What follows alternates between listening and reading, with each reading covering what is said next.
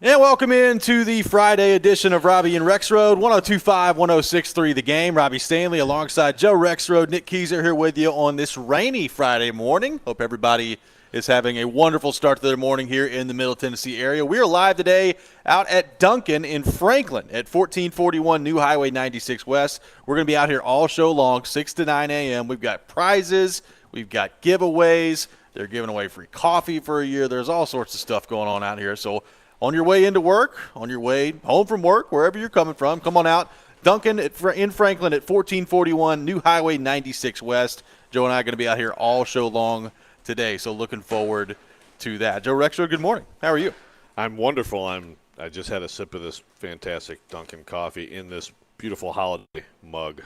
It really does put you in the spirit. Very delicious. Very festive. It does. It is festive. Yeah, and just drove through downtown Franklin. I like the snowflake lights going on there. I like it's nice. It's a vibe, as the kids say. I just hope that Ruby Sunshine has resumed with the corned beef hash, or else maybe I have to have a rant about them at some point again. Well, that could happen at some point. Nick Keyser, back at our 102.5 The Game studios, brought to you by Hiller Plumbing, Heating, Cooling, and Electrical. How are you? I'm good. I have a sponsor. Whoa, that's weird. No, I'm just messing. Good to chat with y'all this morning, and I think it's a lot to dive into before the weekend, and glad you guys are getting your dunks in this morning, as Hal says.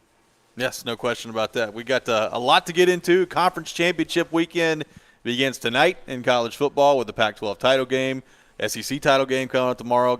We'll get into all that later this hour. Teron Davenport will join us at 8 o'clock. We'll look ahead to the Titans and the Colts with him. Our good buddy Jared Stillman at 7 o'clock will join us.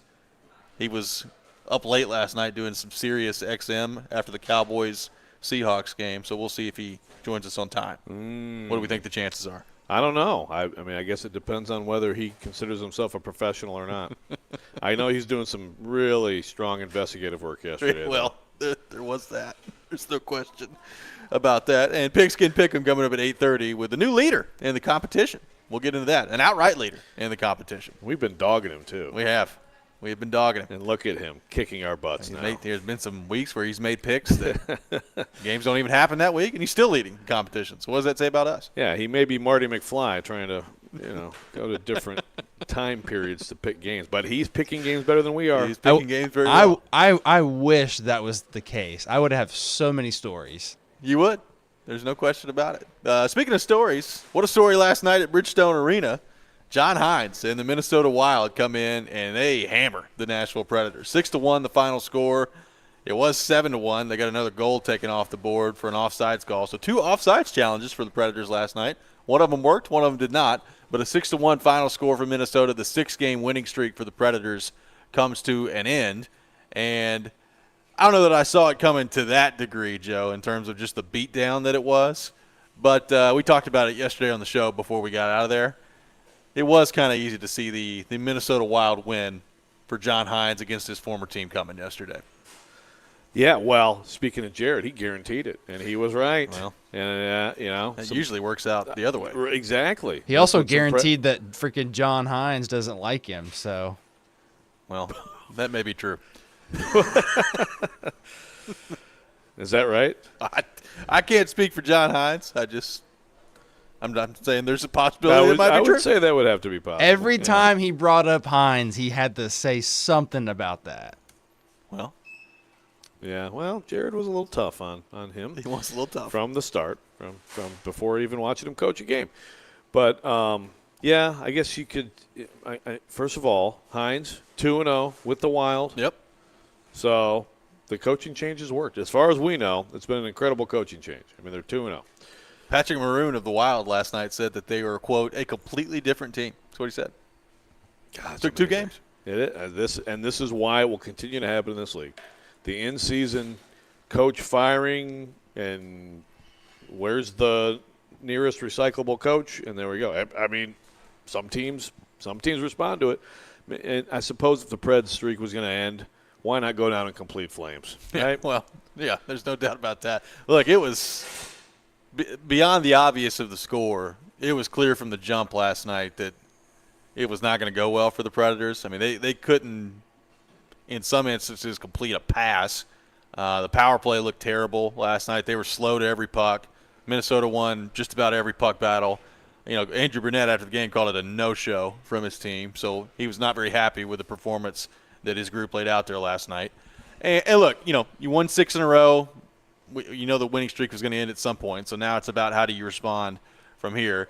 Some interesting developments in the game, though, last night. Kirill Kaprizov of Minnesota with a headshot to Alex Carrier. How's that not a major? Which was not given a major penalty. And not only, Joe, was it not given a major penalty, but there's a rule in place now where the officials are really taught to err on the side of major and then go look at it via video review. And then if you determine via video review that it's not a major, then you can adjust at that point. But they didn't even call for a review last night. It was just a 2-minute penalty for Kirill Kaprizov. Alex Carrier got knocked out of the game, and he did not return. There was not an update on his status after the game.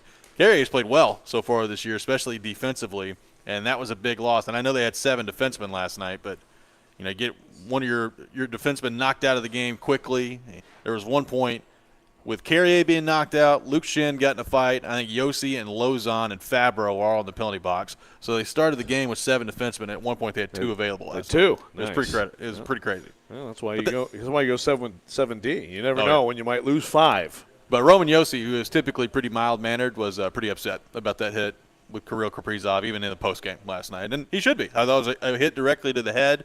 And Michael Russo of The Athletic has put it out there that the NHL is taking a pretty strong look at that, and there's a chance that Kaprizov could face supplemental discipline there, which is, I think, the right move from the NHL, but it still begs the question, why was a major penalty not called? Because, look, I know in a 6-1 game, you start talking about plays that can change a game, but I think it was 1-0 at that point, and if Kaprizov gets tossed from the game and you got a 5-minute major power play if you're the Predators, who knows how that game could have turned out. Absolutely. I mean, and that's where, that's where a crew needs to be, to me, punished for that, because everything that they say is that that's a major, and like you said, you go there first, you err on that side, then you figure it out.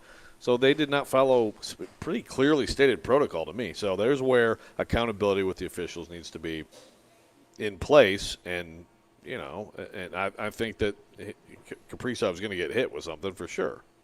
For those wondering, there was a tribute video for John Hines last night. It was a nice tribute video. The reaction from the crowd, I think subdued is probably the word that I would use. I heard like random boos here and there, like Jared. from Where like was one. Jared? Well, could have been Jared, but like a couple people threw it out there every now and then. But other than that, I mean, it was just kind of basically what we thought it would be, was just kind of like a golf clap, and he touched his heart, waved to the crowd, and that was it after that.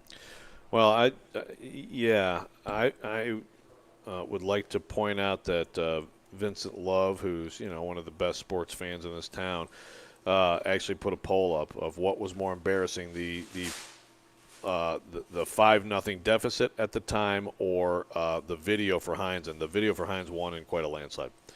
It was fine, but it was almost like, here's a guy who was a nice guy around town. Look at him greeting children. And every once in a while, he would coach a hockey game. Well, I have thought about this before, because But then again, what are your highlights? Yeah, like that's the thing. Like tribute videos to a coach. Like, what do you put on there? Like hey, him there he is standing behind again. the bench and like screaming at the official. Like, what do you? I don't know what you put on a tribute video for. I mean, they had like one like pregame locker room speech that he was on there. Yeah, like for example, and I don't remember Lavi's tribute video, but like to me, it would be like when he put the wolf mask on. Yeah. Right? Like I hope that was in there. I think that was in there.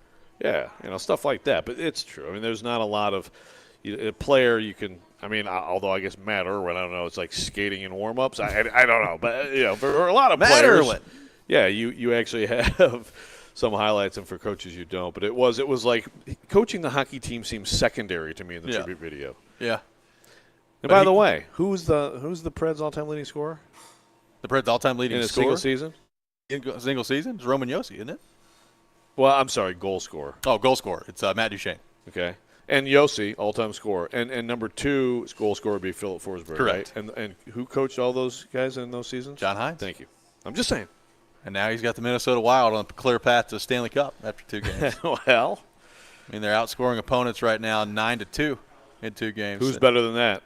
I don't know. 2-game sample size. It's a pretty good stretch for John Hines. It was He talked before the game yesterday. I did find this interesting. He was asked by Gentry Estes from the Tennessean about the way things ended here and, whether or not, there's any animosity there. Because I think people forget sometimes it wasn't like the regular season ended last year and then they just immediately fired him. I mean, regular season was over in mid-April, and they didn't fire him until May 30th. So that was a pretty lengthy stretch of time there that we talked about of is John Hines staying? Is he going? Like it's kind of in limbo. And then May 30th, they make the decision to fire him, and Andrew Burnett's in the next day. And John Hines talked about that yesterday. He's like, it's a business. It's an unfortunate part of the business, but he still talks to Barry Trotz apparently. Before the press conference yesterday, he went over there and was hanging out with Barry Trotz and David Poyle. So it seems like, just from the outside looking in, that things are okay between Barry Trotz, David Poyle, and John Hines. Yes. Well, public sports figures in this town want to make sure everybody knows they're friends. So, yes. There you go. They're friends. It's very important. Everybody's friends. It's very important. Preds lose 6-1 yesterday to the Minnesota Wild. They're back at it tomorrow against New York. 3:30 puck drop tomorrow, 2:30 pregame here on 102.5, 106.3 The Game. And they'll take on Buffalo on Sunday on the road. So a back-to-back set coming up from the Predators. Lots of hockey being played by them. They are practicing today. I don't imagine it's going to be a very lengthy practice today, but we'll see what happens on that front if the Predators can rebound against what is the NHL's best team coming in tomorrow night with the New York Rangers. Coming up next, we're going to look ahead to Conference Championship weekend and something that almost makes me emotional about this Conference Championship weekend starting tonight. That's next. This is Robby and Rexrode, 102.5, 106.3 The Game.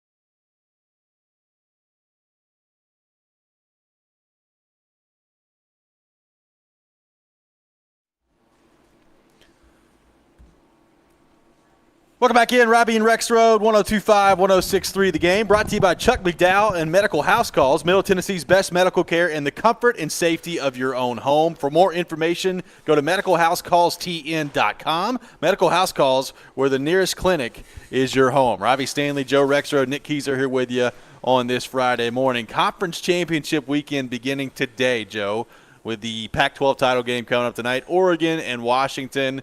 Huge college football playoff implications on the line in that one. Washington has already taken down Oregon at home so far this year. Now on a neutral field, we'll see what that looks like. Oregon a 9.5-point favorite in that game. So pretty big line on that one for Oregon. We'll get to our picks on that coming up later in Picks and Pick'em. SEC title game tomorrow, Georgia and Alabama. You got the Big 12 title game, Oklahoma State and Texas. So a lot to look forward to. Michigan and Iowa. I don't know if people are looking forward to Michigan and Iowa. I did look at – I went – so you told me this the other day, and then I went and looked at it yesterday. Their over-under point total in the first half is 0.5. I've never seen that in my life. It's you should probably not even be allowed to play in the title game if that's your over-under. It's amazing. Just awful, man. And, the thing is we're moving into the era now with these conferences getting so bloated they're getting rid of the divisions, right? Yeah. Which is good. So we wouldn't have to see this, but I'm kind of agreeing with you, on what's like this weekend and how we're diminishing it, but it's why it needs to go away. So the Big Ten would have Michigan, Ohio State again a week later. Yep. Okay. And then they're both in the playoff already. So yep. what? So is it going to be? What would that mean? Like end of the season, Michigan, Ohio State. That doesn't mean anything for the playoff. And then a Big Ten title game, Michigan, Ohio State, that once again probably doesn't mean anything for the playoff. I guess unless Ohio State gets hammered twice. Yeah, that's the thing. I mean, if you lose both of them, you could get knocked out. Yeah. So there is that. But yeah, look, the conference championship games have to go away. They really do. If you look at it, makes me sad. Yeah, and the thing is, for most of these leagues, it's. So Ross Dellinger had a good story in Yahoo about it, and he quoted Tony Petitti, the Big Ten commissioner, who's like the tradition. I'm like, dude, the Big Ten started in 20. I was there for the first Big Ten championship game. It was Kirk Cousins against Russell Wilson, 2011. It's 12 years. Now the SEC, it is a tradition. The SEC, you're talking 30 plus years, and so, but most of these leagues, it's like 2010s, and right. But if you. Think about just from the fan perspective of what you're asking people to do, okay? Like if you're a fan of, let's say, a team that's not going to get a bye, but is playing let's say like Louisville, okay? You're asking fans to go. Let's say they go on an incredible run. ACC title game, where is that? Is that usually in Florida, right? I think so. I don't know, but it's somewhere. It's not in Louisville. No. Okay, and then is it at the Panther Stadium in Carolina? That might be right. I think it's it. And then a playoff game on the road, and then you pull off an upset, and then you're in like the Orange Bowl for the Sun, which is the stupidest thing of all of this. Is these all of a sudden you go to, let's make sure we have the bowls involved, and then okay, what does that bring you down to? So that's 12. Get it down to 8. And then you go to another neutral site, and you get all the way to the title game, and you go to another neutral site. How many people could possibly afford to go to all those games? Like, there's like the very richest of the rich could go. And other than that, it's absolutely absurd. The conference championship games have to go away. And if you're going to do this, and let's be real, we're going to end up getting to 16. Probably so. That's right. So you need this weekend actually to move everything up. And, again, it's like some of these games, what you're going to see in the conference championship games, you're going to see coaches rest players. Yeah. Because it's like, the playoff starts next week. This is whatever. Look, as much as I like 12 over 4, I do share – they've completely torn apart what college football is. Because at some point it became more important to determine a national champion than to honor tradition. And so tradition is being blown to bits. And now that everything's about finding the national champion, this is one of the things that has to go away. Well, and to your point, and we've talked about this a long time ago, I'd feel better about it from the fan standpoint if we were doing we didn't do neutral site games until they got down to the Final Four again, right? Like Yes. if you were hosting games on Ridiculous. campus, it would be better. And I'm talking, if you get this, if you're one of these teams that get the 4-team bye, you're not hosting a game on campus. Like it's ridiculous. Right. That's The case. best of the best don't get a home playoff game. This is idiotic. It's just moronic. So, and look, I know that at least for right now, that's not going to change because there's so much money in these neutral site games that, TV money, all these different things that's not going to change anytime soon. So, to your point, if one of these teams in the 12 team did make a big run, that's a heck of a financial commitment from the fan base to try to get to all these different sites. And you're probably also talking about, Joe, not just neutral sites. You're probably talking about, one playoff game is in the East Coast, the other one's in Arizona, and the other one's in Indianapolis. I mean, you're traveling all over the country at that point too. So, I am interested to see, this is really the last conference championship weekend that's quote unquote normal. And then I think it's going to get pretty interesting after that to see how coaches and teams, like let's say you're Kirby Smart, right? And, you've already won some SEC championships, you're back-to-back national champions, and next year you're heading into the 12-team playoff. You're undefeated in the SEC title game, and like Carson Beck has like an ankle injury that he can play through. I'm not playing him in that game. If it's the SEC title game, I'm sitting right on the bench, and who cares? Even if you lose the game, you're going to be in the playoff. So, I mean, I'm really interested to see how coaches treat these games in conference title games as they move forward. Yeah, I think it's going to become apparent to everybody that they have to go away. Like you just can't do it, people. Again, so the 12 right now. So would Louisville not even be in right now? I guess they wouldn't, but they'd be an example of kind of one of those teams, that would could run if they happen to make a run. It would be like this incredible ask of them to do it. And yeah, it's just, again, I'm looking at like the 12 team if it happened now. I love the first round. Let's have, Tulane at Oregon, whatever. Ole Miss at Ohio State, fun. Missouri at Alabama, wow, love it. Penn State at Texas, yeah. No thanks, I don't want to watch Penn State football. Well, but you get the idea. Yeah. On campus, love it. And then the quarterfinals, the number 1 seeds. Georgia gets to play in the Sugar Bowl, Michigan in the Rose Bowl, Florida State in the Peach Bowl, and Washington in the Fiesta Bowl. They don't get home games. They get these stupid because we have to have. It's got to have those. Yeah, it's yes. And so again, it's like, hey man, if we want to go back to my childhood of just you got bowls and you got tie-ins and then you vote for the champions, we can do that. Just bring me back to BCS. I never thought I'd miss the BCS, but I do. Just bring me back to BCS. Well, the funny thing about that is, and I'm not. I don't hate that. The biggest complaint about the BCS is the computer rankings and stuff, right? I mean, there was just some years where it's like, like undefeated Auburn that one year. That's where it's like, oh, God, you can't – that team is good enough to win it all, and they're not going to play for it. So that's where I thought, like, 4 is good. Then 5, who cares about 5, right. But what happens is then the entire sport is built around the playoff. Right. That's what I didn't anticipate.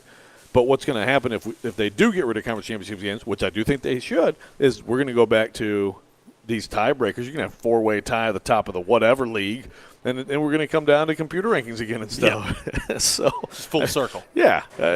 But look, this is where we're going. We're going to the playoff is all that. It's already there, but now it's going to be more teams, which is why I support it. And the conference championship game is, to me, absolute toast. It better be. Soon. Got a texture that says, yes, on the championship games going away, 29-game win streak for Georgia, and they'd be out if they lose tomorrow. After Bama lost at home, that's crazy.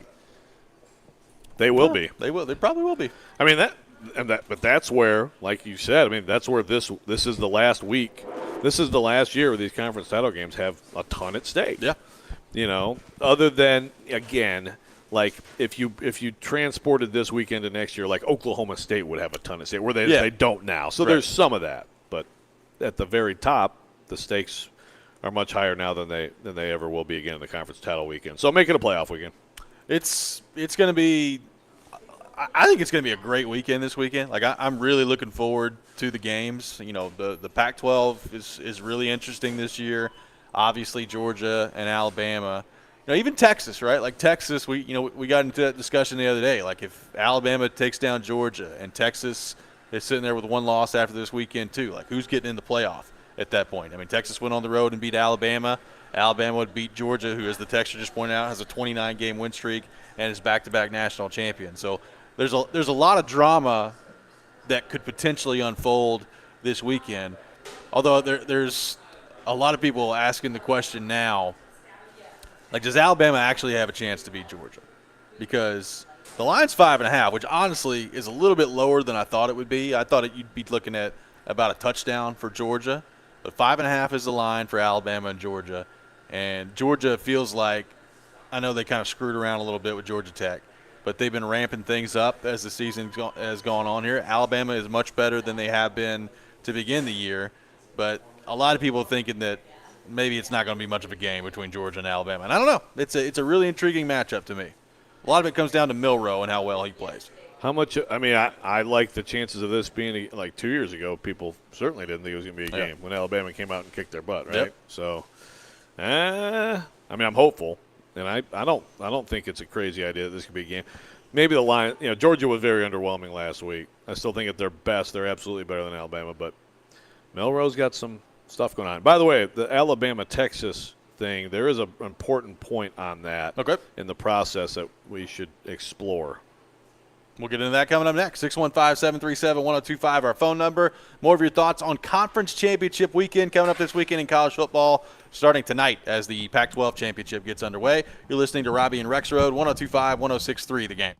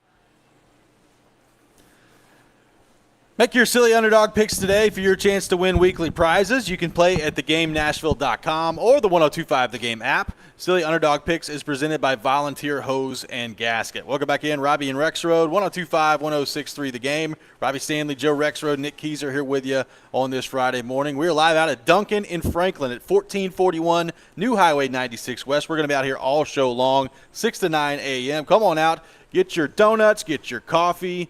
Say hi to Rexrode. He's jovial this morning out here, looking really good. Jolly. We'll be out here 6 to 9 a.m. We've got prizes, giveaways, so head on out. 1441 New Highway 96 West at Duncan here in Franklin. Conference Championship weekend coming up this weekend in college football. And, Joe, a point you wanted to make about Texas and Alabama, if both of them end up winning this weekend, and what that could look like for the college football playoff. Yeah, there's been a fair amount of discussion about this, so I can't say that I came up with this independently, but college football media has talked about this, and it's true. It's if Alabama beats Georgia, there's a possibility that Alabama shoots up to number 2. They wouldn't even be compared to Texas. So, again, you're just looking at the whole thing.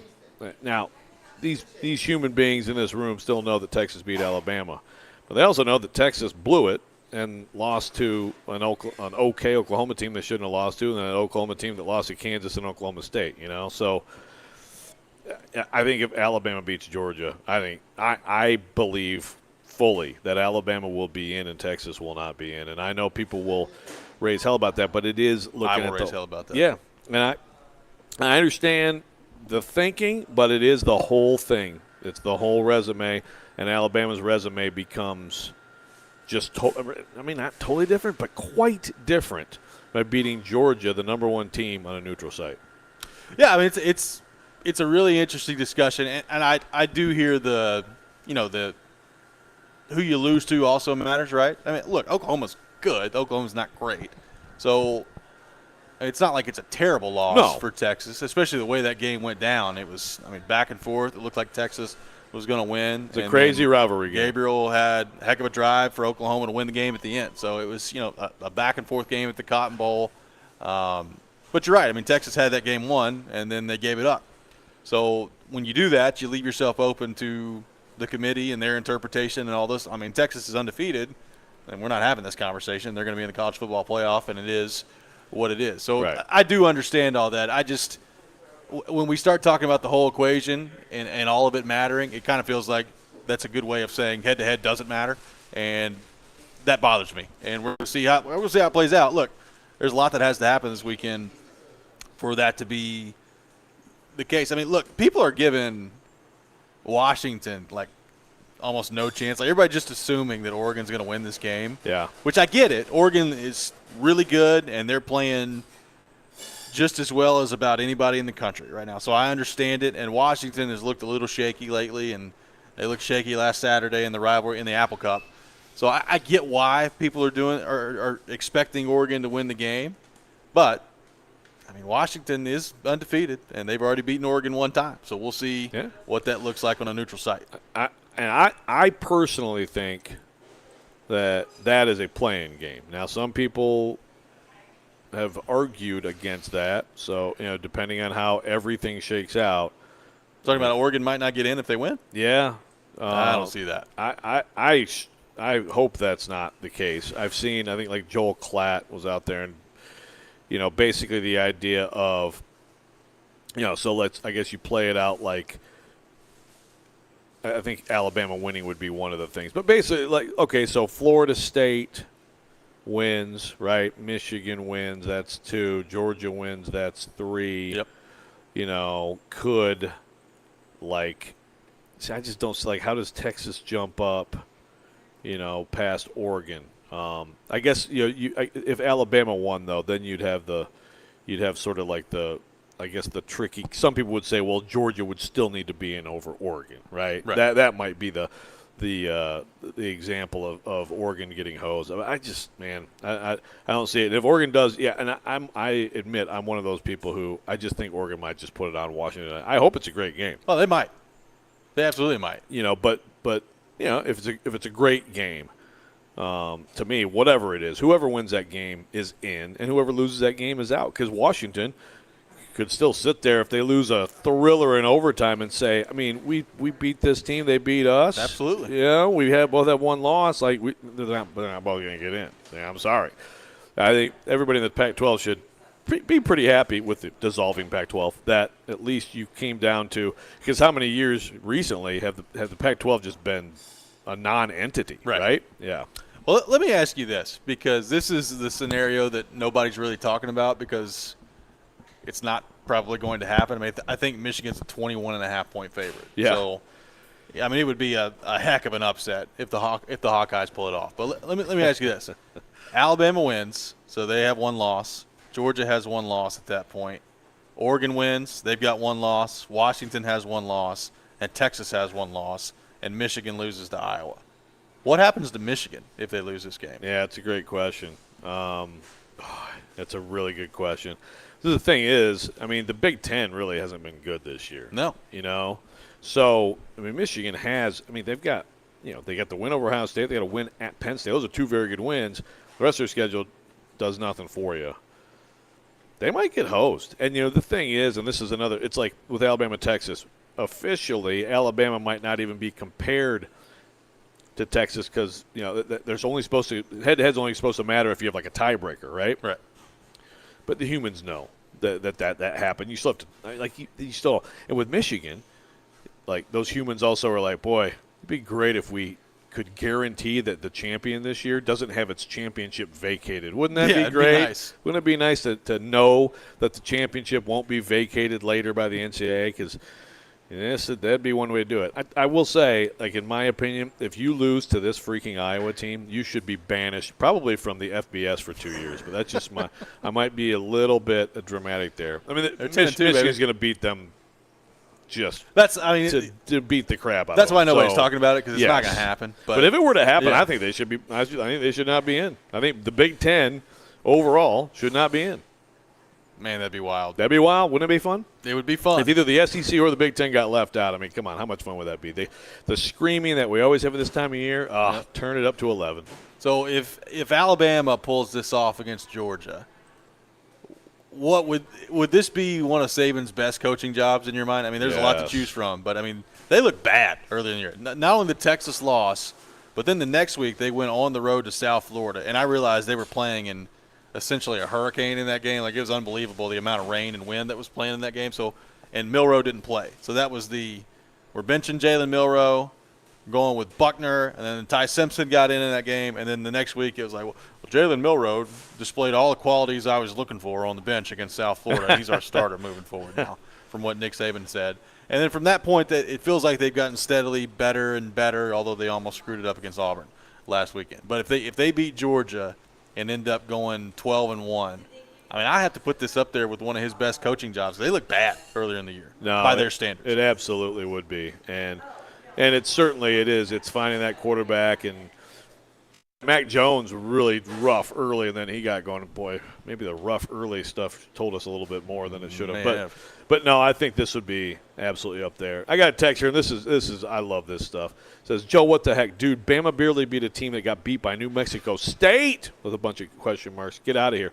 Yeah, and Michigan barely beat Maryland. Yeah. I mean, guys, it's college football. I mean, you can go find Georgia just had to take it to the end against Georgia Tech last week, guys.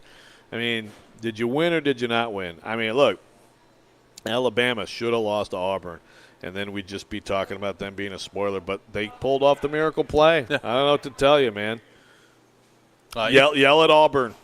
Ethan tell Auburn to rush more than two people towards the quarterback and not give Jalen Milroe 11 seconds in the pocket. Yeah. Ethan from Lawrenceburg says if Florida State gets in, they should throw the whole committee in jail. I don't care if they're undefeated. Yeah, so from Ethan from Lawrenceburg. You know, look, I watch most of that Florida State game, and I know Florida's no prize hog, okay?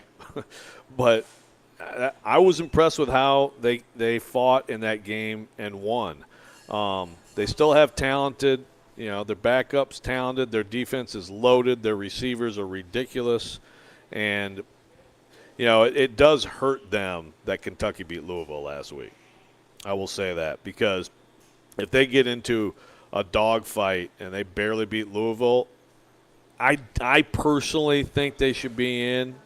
but you would open up the discussion a lot, right? Like Yeah. to me, they need to convincingly beat Louisville, and if they do that, I don't see how a 13-0 convincing champ that just hammered the number 14 team, even with a key injury, isn't it? There are other key injuries with other teams out here, not that key, but there are. At this point in the year, a lot of teams are banged up. It is kind of amazing how absolutely garbage the ACC is, though. Like, it's bad. The ACC is bad. Yeah. Need Dabo to get back in there and strengthen that conference up a little bit. Yeah, what's Dabo? What's he got? Like Duke's Mayo coming up? What's he doing? Probably so. Dabo to take a little Mayo bath? Maybe he can get the Pop-Tart Bowl. Well, hey, I'm fascinated by the Pop-Tart Bowl. We'll see who gets in that one. Me too. What are we looking at for Tennessee, the Gator Bowl, we think? Well, so here's an interesting thing on that. So apparently Brian Kelly does not want this Notre Dame thing to happen. And so there's talk that LSU may be trying to, behind the scenes, get out of that. They don't want to do the Notre Dame blah, blah, blah, and Brian Kelly have to answer those questions, which in which case you might see Tennessee get Notre Dame in the whatever the heck, what used to be the Blooming Onion at your press seat bowl, which is kind of fun if that were to happen. Yeah. So we'll see if we'll see what kind of power he's got over the bowl, folks. 615-737-1025, our phone number. Coming up next, it's time for Call Your Shot Friday here on Robby and Rexrode. We'll take your called shots, your bold predictions on our text line, driven by WilsonCountyHyundai.com. That's next. Tune in to 93.3 Classic Hits tomorrow for MTSU men's basketball. The Blue Raiders will take on Wofford at the Murphy Center, bless you, with pregame beginning at 6 o'clock, tip-off at 6:30. Coverage also available on the 93.3 Classic app and at 93.3ClassicHits.com. This is Robby and Rexrode, 102.5, 106.3 The Game.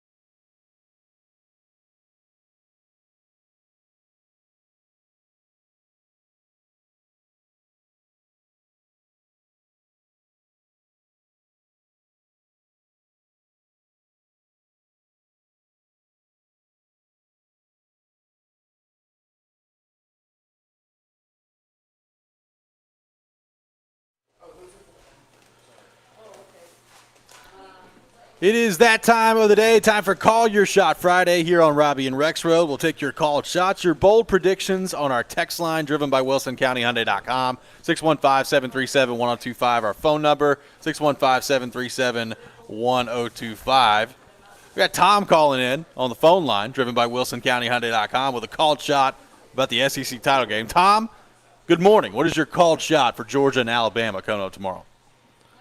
Good morning, guys. A beautiful day to be alive. I want to compliment the Alabama coaching staff for molding this team into an incredible unit. They're getting the best out of their players. They know how to exploit the talent that they have. And I predict Georgia will win this game 41-13. If you don't think the Georgia coaching staff doesn't have a scheme to stop Milroe, you're sadly mistaken. Thanks for the call, Tom. Appreciate it. 41-13, he says. Wow. That would be a destruction. That of would Alabama in the SEC title game. that would be something. That would be something. We'll see what happens on that front. We did not have Call Your Shot Friday last week due to we did not have a show last Friday. Nick Keyser. Real quick, though, we won't review all the shots, but I do want to point out that I had the Vols winning the Maui. Also, you had Bedard and Corey Perry scoring in the last Call Your Shot, so just a couple highlights. And also, Nathan from Lawrenceburg, I apologize for my sneeze last break. He said it sounded like a grenade in his car. I'm sorry. We apologize for that. Nick Keyser, Kind of ugly, your called shots for this week. Let's start off with Nashville Predators. Okay. I'm going to go Cole Smith will score versus the Rangers, and he will get into a fight as the Predators win 4-2 against the NHL's best team tomorrow afternoon at 3:30. So Cole Smith, book it for a goal. He gets into a fight. Not the Gordie Howe hat trick, but they do win 4-2. Then I'm going to say that the Predators shut out the Sabres the following game on Sunday. Wow. The WHMR is working hard Big weekend today. for the Preds coming up. And then I like it. Titans, really quickly, Levis, 2 touchdowns, 1 rushing touchdown this weekend against the Colts. Levis, 2 touchdowns passing and 1 rushing? Yes. Okay. I like it. Very nicely done. Do you want to – are you sure you don't want to call a shot on the parade route for the Preds No. in June? No? Okay. All right. Nothing on They're Nashville starting SC on either. Broadway No. or are they starting on Demumbria? Actually, 2nd Avenue, Robby. Okay. All right. Just throwing it out there. There you go. Joe Rexrode, your called shots for this week. Okay. Ryan Tannehill will throw a pass Sunday against the Colts. Wow. I'm just don't know how. It could be a trick play. It could be an injury. He's going to throw a pass Sunday against the Colts. I like it. Zach Moss, little Le'Veon, Zach Moss will rush for less than 30 yards in this game. Okay. Less than 30 yards. Bo Nix tonight will throw 5 touchdown passes. He will absolutely obliterate the Washington Huskies' very so-so defense for the Oregon Ducks. And finally, in a WHMR tradition, UC Saros will shut out the New York Rangers on Saturday. Wow. Lot of big love for the Predators. I tell you, here on the program. we're trying to make them feel better after John Hines absolutely annihilated them last night. Maybe so. My called shots. The Titans do not score a touchdown against the Colts on Sunday. Oh, wow. No touchdowns for the Titans against the Colts on Sunday. Sounds like a fun afternoon. The Colts really looking forward to it. score 1 touchdown in the game against the Titans. 1 touchdown for the Indianapolis Colts. So a combined 1 touchdown on Sunday that I'm predicting, Joe. So Jeff Fisher's going to love it. Oh, he'll be all about it. So I was going to say, you're leaving this open to be a Nick Folk I'm leaving it open. hero moment. I'm just saying. 1 touchdown for the Colts. Ryan O'Reilly with 2 goals against the Rangers. I think the way that he plays, you're going to have to get in the middle against this team, and he does that well. So O'Reilly, 2 goals against the Rangers. And finally, Michael Penix with more yards than Bo Nix tonight in the Pac-12 title game. Michael Penix throws for more yards than Bo Nix does in the Pac-12 Going with title the game. Penix over the Knicks. I am. Okay. I didn't even think about that, but yes, I am. Yes. Michael on the text line says, called shot. We finally get a vintage Derrick Henry performance against the Colts. 150-plus yards and 3 touchdowns. All right. Tell you what, if he does that. That would be something. I'm not saying he can't do that because we've seen him do that before, but With this offensive line and this offense, if he goes for 150 plus and 3 touchdowns, it'd be a heck of a day for Derrick Henry. Yeah, 43 in the first meeting. Now he does. Titans put out a stat. The second meeting with teams and division rivals has been really good for him historically. Just so ask that the is Houston something Texans, to say. who he averages approximately 275 yards per game. Yeah, they've helped that a lot. Yeah. Ben on the text line says Florida State loses in the ACC title game and Washington wins today. Brian says the Preds will not give up 6 goals versus the Rangers. Does that count as a called shot? Hey. Why not? Yay. Trey from Antioch says Milroe scores 4 touchdowns, 2 passing, 2 rushing, and Alabama wins 34-17. Speaking of that, we got a 41-13 Georgia. We got 34-17 Alabama. That's all the ends of the spectrum there. Now, how much of the Heisman Trophy voting do you think comes down to this weekend? Like if Nix goes off, or like even Milroe. Like if Milroe goes down, I mean Milroe's coming off the field against Auburn last week, screaming about how they should give him the Heisman. If Milroe goes off against Georgia, does he insert himself into the conversation there? What do you think the Heisman Trophy race looks like this weekend? Did I rant about the Heisman voting this week? You did. Yeah, so I can't do it again. Yeah, look, it's very simple. If you're a Heisman voter and Jaden Daniels is your number one, and I'm close on that, even though I'm not supposed to talk about that stuff, whatever. I mean, who's listening? Whatever. They have 950 people to monitor on what they're saying. Yeah, you still need to watch tonight's game with an open mind and be open to absolutely to both those guys. In my opinion, either of them could have, one game does sometimes. It doesn't make a Heisman campaign, but it can make a big difference. I don't know about Milroe. I mean, he's been a heck of a story. A play like last week is a Heisman moment. I don't think he has the body of work to get into the whole thing. I just played against South Florida. Yeah, exactly. I suppose if he just lays waste to the Georgia defense, he might get a little support. But it's going to be one of the 3 guys. It's going to be Penix, Nix, or Daniels. And that's why if anybody has voted by now, they need to have their vote stripped. Derek, I guarantee you some people have voted. I guarantee you some people have as well. Derek from Nolensville said, called shot. Vanderbilt men will actually win a basketball game. It's been a tough go. That's a shot. Zach Lyons has Titans will finally score 30 Sunday against the Colts, and also Iowa will score a field goal in the first half, which will blow up the over. Yeah. That's just like way over. The over. Well, that's like 6 times the over-under if they get a field goal. Jeez. 6 Shout times. Out to the Hawkeyes. Yeah. Someone had a call chat that Iowa will beat Michigan. If Iowa beats Michigan, I will. What will you do? I will eat nothing but corn for a week. Okay. Write it down. Rexrode's throwing it out there. 615-737-1025, our phone number. Coming up next, we'll be joined by our good friend Jared Stillman. We'll get into the Titans and Colts with him. We'll get into John Hines' victorious return to Bridgestone Arena last night as well. You're listening to Robby and Rexrode, 102.5, 106.3 The Game.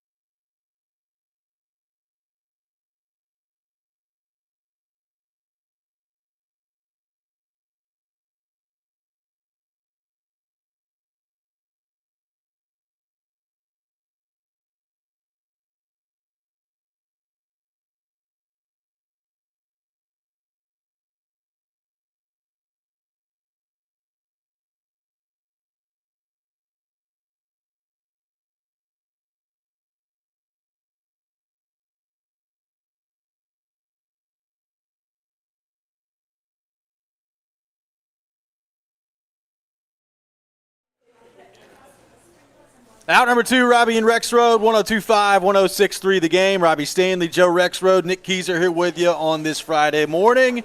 And as we do every Friday morning at 7 o'clock, we welcome in our friend Jared Stillman to the program, fresh off another loss to Joe in Jared versus Joe. Jared, good morning. How are you? The usual. I'm fabulous. I was actually thinking about this, and I was wondering, when it comes to, No, we don't know. Well, I was wondering what it was again that decided Jared versus Joe this week. Your overreaction to something. I know that's Will stunning Levis's for you. game. It was like we were. Oh yeah, because I said that he was bad. Terrible. And, terrible. So he said he was bad. So I guess I was wrong and he was wrong, but I felt like we were both pretty spot on with our agreement of what we saw in Will Levis's performance. He didn't say he was bad. He talked about a couple plays that he could have done better. That's a big difference from you saying he was terrible. Like, no. He said that his ball placement could have been better, and it was the first game in which he missed on ball placement. He said he screwed up before the fourth down. Vrabel went 4 deep in their own territory. He said that he screwed up the cadence on the false start. He said that he was meh in the second half. He wasn't just And you said, boo, terrible. He was terrible. A slight difference in the analysis there. But I Go ahead, at Robby. least appreciated him seeing reality. There we go. Jared, not even the Jared Stillman guarantee last night could thwart John Hines waltzing into Bridgestone Arena and kicking the crap out of the Preds 6-1. What did you think of that one last night? I think the Jared Stillman guarantee was pretty spot on the money, I would say, yesterday. Which Is that the usually first doesn't one? happen. Yeah, exactly. Is the first one you got right? Oh, no. The guarantee is, rock solid. Is it? When some of you bozos started picking Tennessee over Alabama, that one came through, even though Tennessee fans, oh boy. I remember your guarantee I last remember year, you- too. yeah, I remember that one. Tennessee That was a would solid lose to guarantee Alabama. last year. Yeah. It's good. Thanks for And bringing the that up. guarantee of Tennessee versus Duke. But this is a new year right here. And I will say, did you see, I said one of the big things is that John Hines is an incredibly likable guy. I think both of you guys know that. Yes. And I felt like the Wild, even though Hines was never going to go into his room and say, hey, those guys fired me last year and I think I did a pretty good job. Go win this one for me. I felt like they were going to do that because Hines is such a good guy that he's probably already convinced them, like, boys, I'm in the foxhole with you. Like, let's go get after this or whatever. And then after the game, Pat Maroon was like, we wanted to win that for him. Yeah. That was about him. He's fired up. He won't say it, but he's fired up. And I thought that, I tell you, Hal got worked up last night over that hit that was He a did. dirty hit. But, I thought that, that kind of energy and, that's how Minnesota came out from the jump. And then they got the power play goal, and then they got another power play goal, and it was like, okay, well, this one's going to be long in the tooth.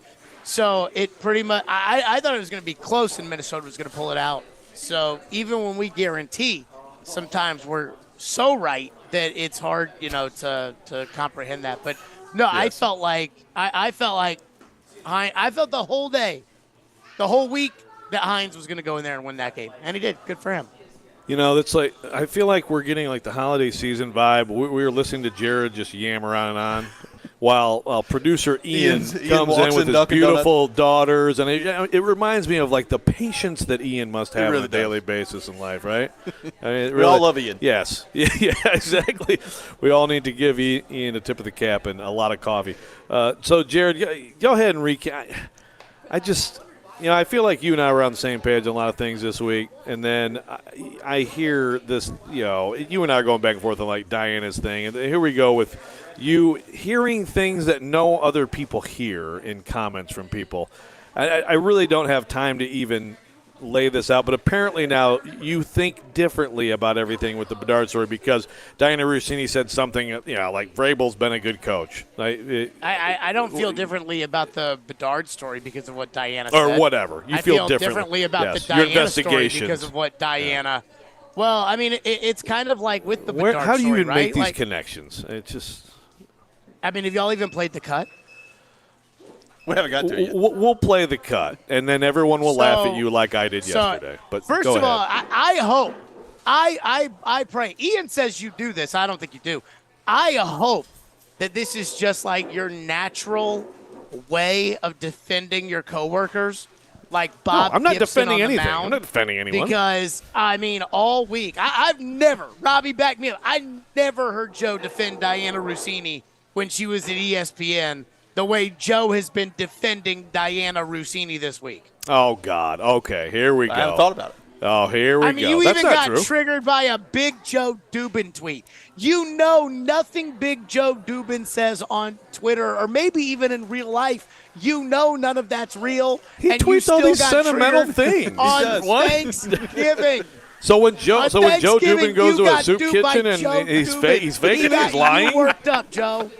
So you're so defensive of Diana Rossini now because y'all work Okay. together and she gets paid so much and she's the popular kid and you want to sit at the lunch table that yes. Joe That's it. There we Dubin go. is driving you crazy. So don't make this about me. I would say this. Yeah, no, but way to deflect. Bedard wrote the story. Bedard wrote the story about, the Vrabel and then had the little nugget in there about Rand, which, by the way, you hit out of the park on Monday before he even came on the show of kind of reading the coverage on what that was all about. And that's because you are a capital J journalist. So then he comes on the show. After he did his interview on the show, he was less believable in terms of having real juice for the average person, not a capital J journalist who saw the blitz coming, but for the average person, I think that, he was less believable. Right, Robbie? I would agree. Okay. So Diana goes on Colin Cowherd and is asked about her Vrabel story, which I agree, I think came from ownership. And then I listened to her wax poetically about Vrabel, about how the Titans are bad on both sides of the ball, but it's none of Vrabel's fault because Vrabel has taken bad rosters before and has made them good. And so he's a top 10, top 5 coach in the league. I mean, it was just dripping in the water with which she has always carried for Mike Vrabel, where she always finds a way to throw John Robinson under the bus or throw Ryan Tannehill under the bus when it comes to propping up Mike Vrabel. And this was another example of that. So just like you said, his New England comments were a giant nothing burger, and now we've got multiple reporters, including your own, Diana, saying that, oh, no, those comments he made were a big deal. This is another case where your head is just shoved right up that tush, and you cannot see the forest from the trees because you're defending Diana. Oh my God! I mean, Joe, your response. yeah, it's a joke. First of all, we'll play the cut. Actually, Nick, I do want to play the cut because it's hilarious that, like, you were the only human who listened to this. Like, oh my! I mean, you sent it to me like, oh my God, holy crap! And I listened to it. I'm like, what? What are you talking about? So we'll Robbie will be a good sounding board. I heard an entire week of, I don't even know where that Vrabel talks to Diana Rossini came from. Did Jared make that up? Where did that come from? I really Even didn't. Paul, I don't remember. Right. Paul and so, was that's like, fine. what is it? What's the That evidence? she's talking to Vrabel, right? Right. And then I asked what's Was that your Koharski I accent? asked what the heck was that? It's really I asked what proved it, and basically you came back with like something where she said something nice about him. I mean, newsflash for you. I think in particular maybe in the news breaking crowd of the NFL, there's a lot of like saying nice things about coaches and GMs all around the league, okay? I mean, I know that's shocking information. As far as the nothing burger, I stand by. I don't think he meant what people say. You guys can interpret it however you want. Capital J journalist reporters, including your coworkers, have brought that up as a big deal. Great. Some people interpret it like he was trying to give some message. Do you think he was? Talking about Vrabel? Yeah, yeah, it's stupid, but you can feel whatever you want. Now everybody's now in Duncan is looking at me because I'm yelling at you. I feel bad. I should be quiet now. I mean, Ian's kids are like, "Wow, is this how adults behave in public?" Oh, I'm sure geez. Ian's kids get enough of this in the background. More importantly, though, I would just say I think it's hilarious that we are not allowed to question Diana. We are not allowed to question Diana's sourcing. Never said that. We're not Okay. allowed to think that Diana could be, carrying Mike Vrabel's water Do at whatever all you because want. Diana's so great. But then it comes to who these said New England that? comments where Diana said it was a big deal, and now you're like, yeah, I don't think that's a big deal. Diana said it was a big deal. She did? Yeah. She said, "Oh, I heard those comments and I thought it was interesting." That's fine. You can think whatever He said, you I want. heard those comments, and I decided I had to start digging. Okay, and that's you. That's what you just said. That's not what nothing burgers are. It's a nothing burger to me because his intent, in my opinion, was just to say nice things about New England. You are welcome to disagree. You do. Great. Others disagree as well. Fine. You guys can be wrong. I'm fine with it. You, Diana, Joe, Gentry, this you could all be Diana- wrong. This Diana criticism that you have right now may get you fired at The Athletic. I would Yeah. be very, very careful if I were you. Yeah. Okay. I'm ready to talk to Ian now. Jared. Where did all that Diana talks to Vrabel come from? I don't understand when that became a thing. I asked that. I never that was heard that. Jared. That was a genuine Draft question. night, after draft night, the fallout where they got scooped on C.J. Yep. Stroud because somebody over there couldn't shut their mouth. I Right. didn't hear you defending Diana like that because she No. worked at ESPN then. But now That she was works my at The question. Athletic, and now, Did it? Right. Now when people Shut say, your "Oh, mouth yeah, for I a think minute. she's No, carrying seriously. Vrabel's water." Seriously. Shut your mouth for a minute. I understand that we all drew conclusions from that. That was my genuine question. Did it start there, or was there something I forgot before it? Go take a nap. Jared, thank you for being with us this morning. We'll talk to you I would next just week. I would just like to add in there, and Joe's going to go crazy on this. He's going to call me a stalker. He's going to, the Joe Rexrode deflection of, wow, he brought receipts. Dude, so hurry now up. let me make this Get about your Jared. stupid point Hold out. on. Let's Hold- go.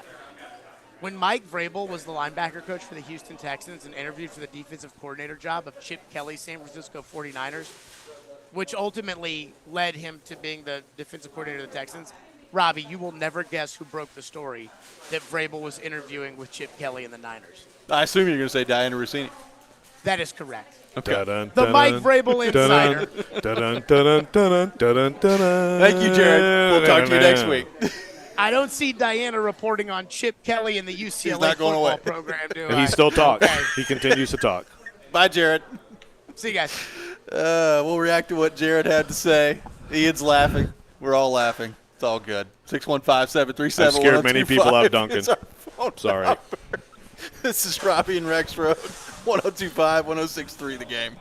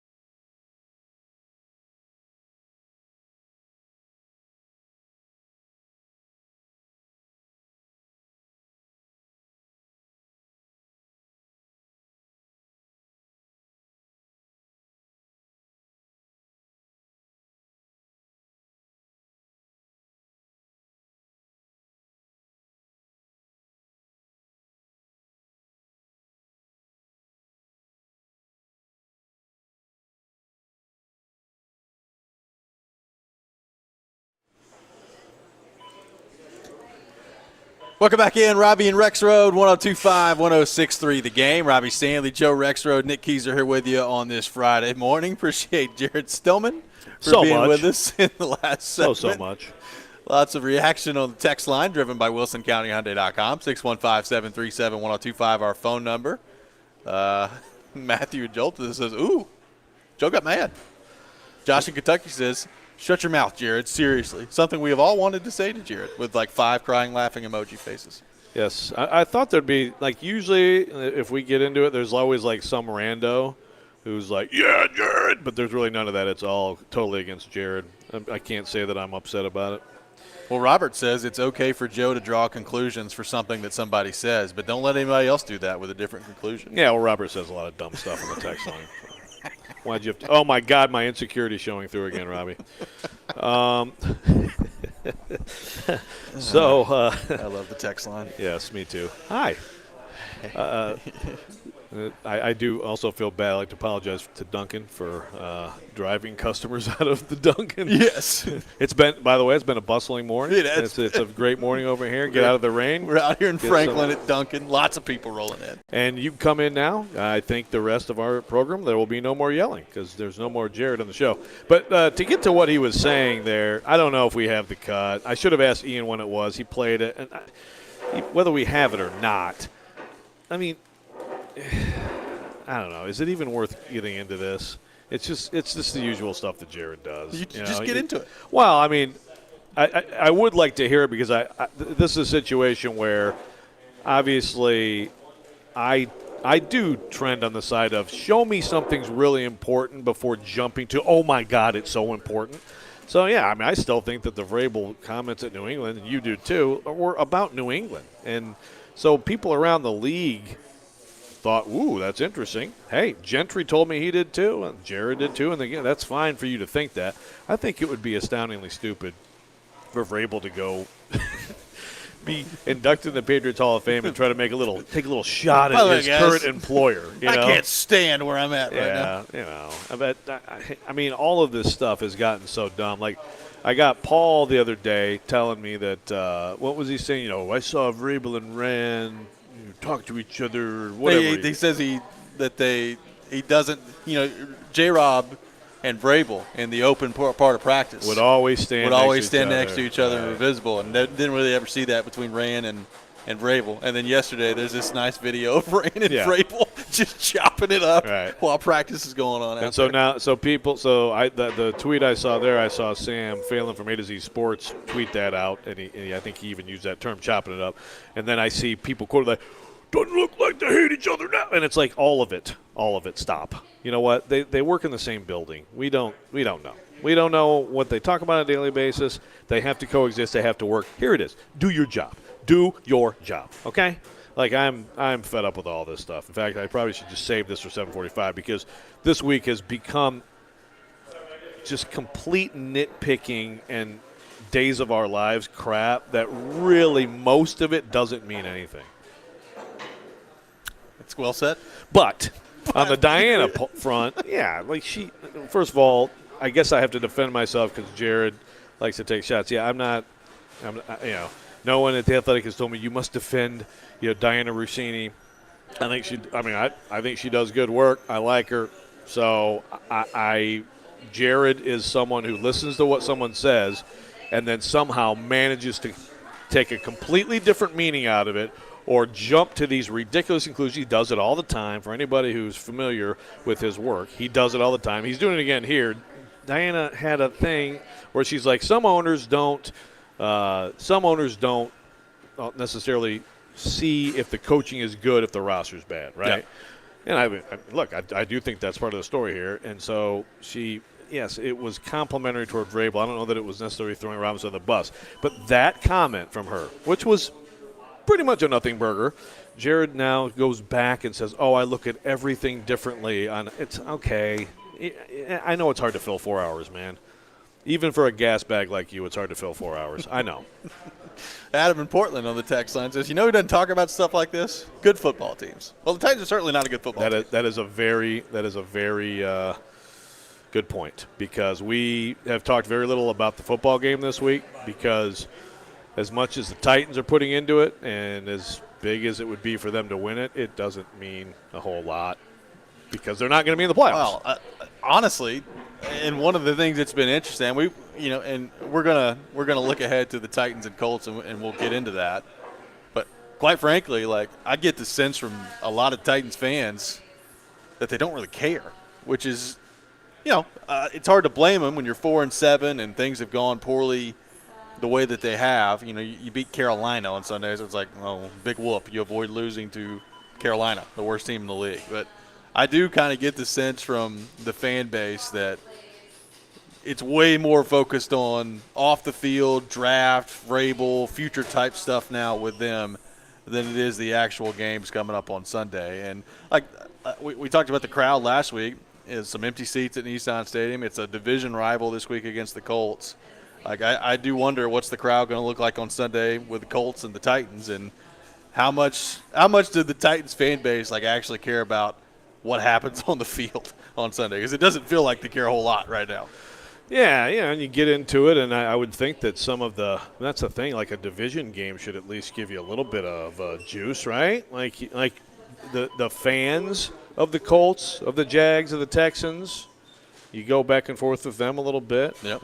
You would think that there'd be – I mean, this game has meant so much in recent years, and now it's kind of like, And, maybe it would also be different if Anthony Richardson were on the other side against Will Levis, and then it'd be a little bit more of a glimpse of what's to come, which we will get with Stroud and Levis as long as the Titans keep Levis upright. I just want to thank Zach, who says, Diane is literally just repeating what she said in the Athletic article on Coward Show. Ridiculous overreach by Stillman. As usual, still Mantics. Still reigns supreme. I like that. Still Mantics. That's good. That is good. We might have to adopt that. Thank you, Zach. Raymond says the Titans are not entertaining anymore on the field, so this is now our lives. This is what we do now. But Titans can't entertain anyone anymore, so this is now what happens. But to be fair, this really is the Patriots doing. I mean, more than anyone, this is the Patriots doing, okay? To me, they reacted to Diana's article from Thanksgiving, and they are creating the noise. So, and then, I don't know. Yeah, Vrabel and Rand yesterday hanging out. Is that a reaction to what PK said? I mean, it's awfully coincidental, if not. That's the first thing I thought when I think I saw Sam Phelan from A to Z tweet that video out, and a couple others tweet the video of like Rand and Vrabel sitting there chopping it up before practice. I was like, they were listening to Kaharski. Oh, boy. I'd like to. They're shoving it to Kaharski. Yeah. Playing Connect 4 over here. 615-737-1025, our phone number. We'll have more on the Titans going next. A whole lot of your thoughts to get to on the text line. We'll do that as well. Teron Davenport coming up at 8 o'clock, looking ahead to the Titans and the Colts. You're listening to Robby and Rexrode, 102.5, 106.3 The Game.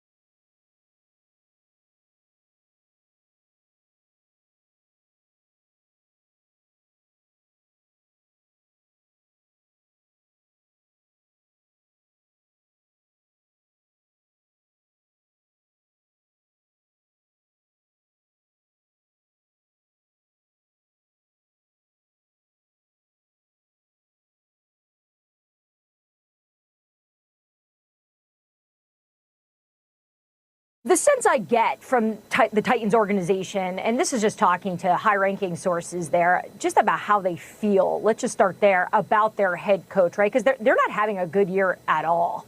They don't look good on either side of the ball. And Vrabel's done a really good job the last few seasons of putting together a pretty good product, considering the roster has never really been that great. But that being said, they know what they have.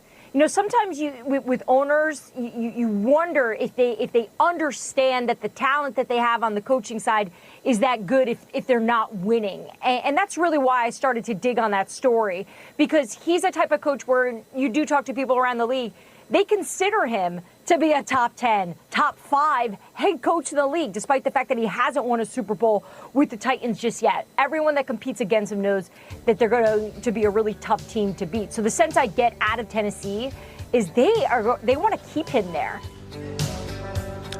Ooh, So Robby, that interpret that. Sorry, I'm being too loud in the Duncan again. That was Diana Rossini. Was that on Cowherd? Yeah, I guess. Okay. Oh, Jared. Whew. Da-dun, da-dun, da-dun.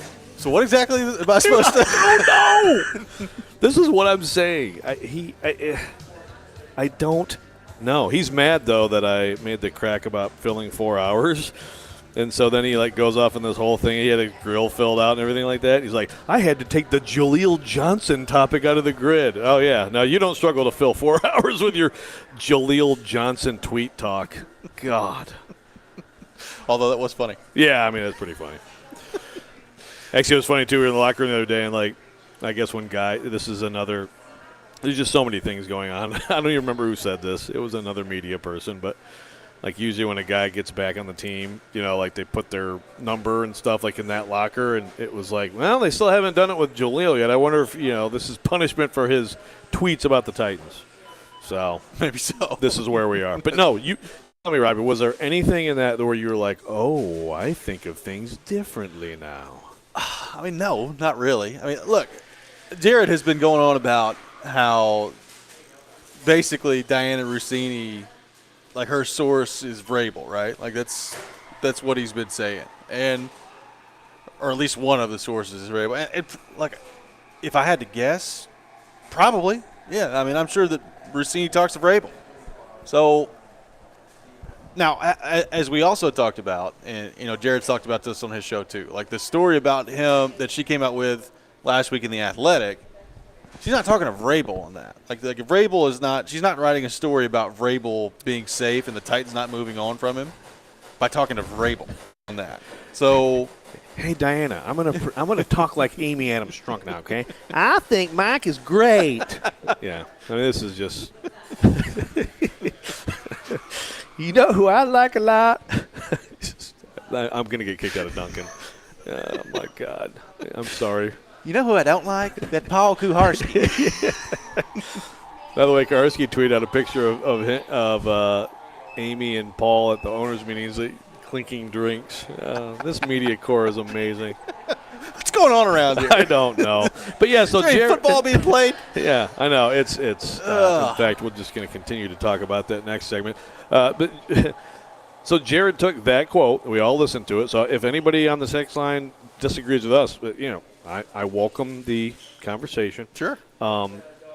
And he then, because of what he heard there, he then thought, oh, Vrabel must have been the one that went to Diana to do the story about ownership. So, okay.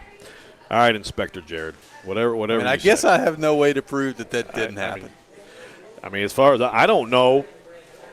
Do we know Diana Rossini was not on the plane from Green Bay? I don't know. I don't know. I don't know. I don't have whereabouts on that night. I mean, there's a lot of, but, it's just why is Nick Keiser, my God. Did you see his text to us? I did. Jeez, man.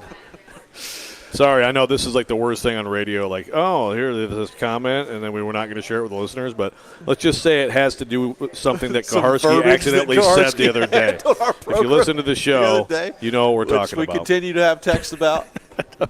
That one will not die anytime soon. That one will linger. Some slippage the other day, as they say. That will stay in the air for a while.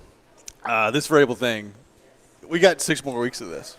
I mean, that's what it's going to be from now. Unless like he or Amy Adams Strunk or somebody comes out and shuts it down, which they're not going to while the season's going on, this is what it's going to be. We're going to be, Vrabel dissecting his intent and how aggressively are the Patriots coming after him, and does Vrabel really want to dig his way out of here and force his way out for the next 6 weeks? It's going to be fun. Yeah, but again, so losing football, and I'm texting back and forth with TD too. By the way, TD, someone texted, so I think he must have said it on Jared. He's got a story with Rand and Vrabel coming up too. So, I mean, look, the Titans, this has affected the Titans, okay? Yes. But, I mean, again, losing football, talking about the draft, talking about coach's job, GM job, all that stuff happens. The Patriots are causing the main trouble here. The Patriots are, and I don't know, is it for sure that it's because they want Vrabel, or maybe they hate Vrabel and they're trying to make life tougher? I don't know. Did he take a bag of chips out of the room without asking when he went to Patriots Hall of Fame? I mean, hey, we can interpret this a lot of different ways.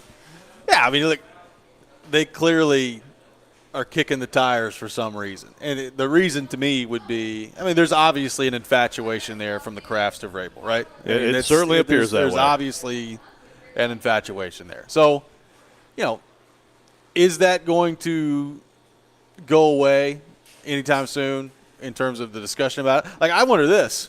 We've seen the Boston Globe article, and we've talked about Greg Bedard's piece at the Boston Sports Journal all week.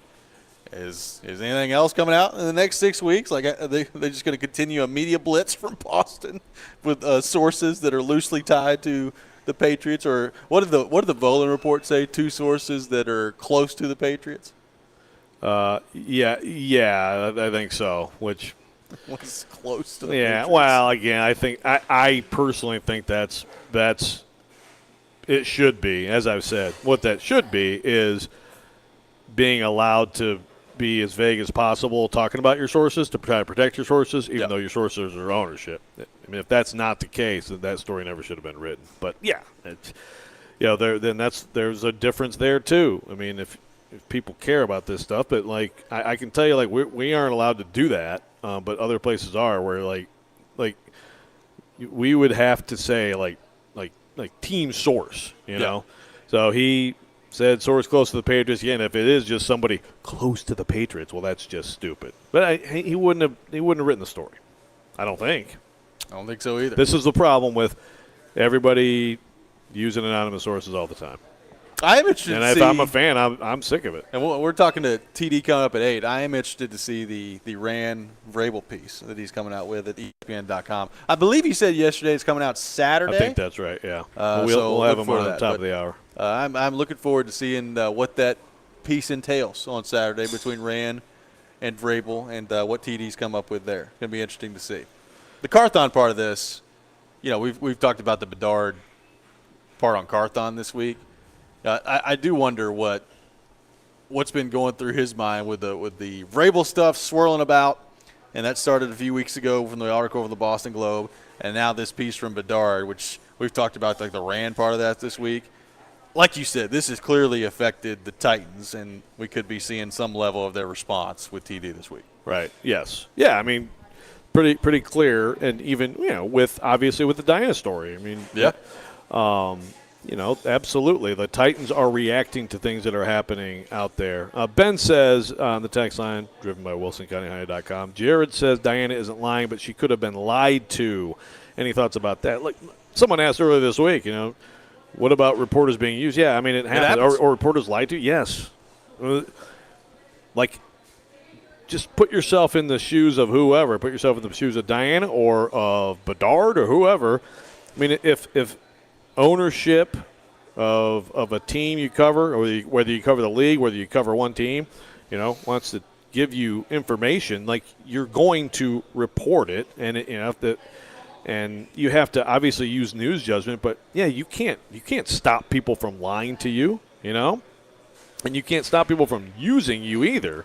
And it's unfortunate, but I think there are like Schefter has to have the judgment to know that you can't write what Deshaun Watson's agent wants you to write to say that he's all clear when that's clearly not the situation. We all know that's a lie. See, that's the difference.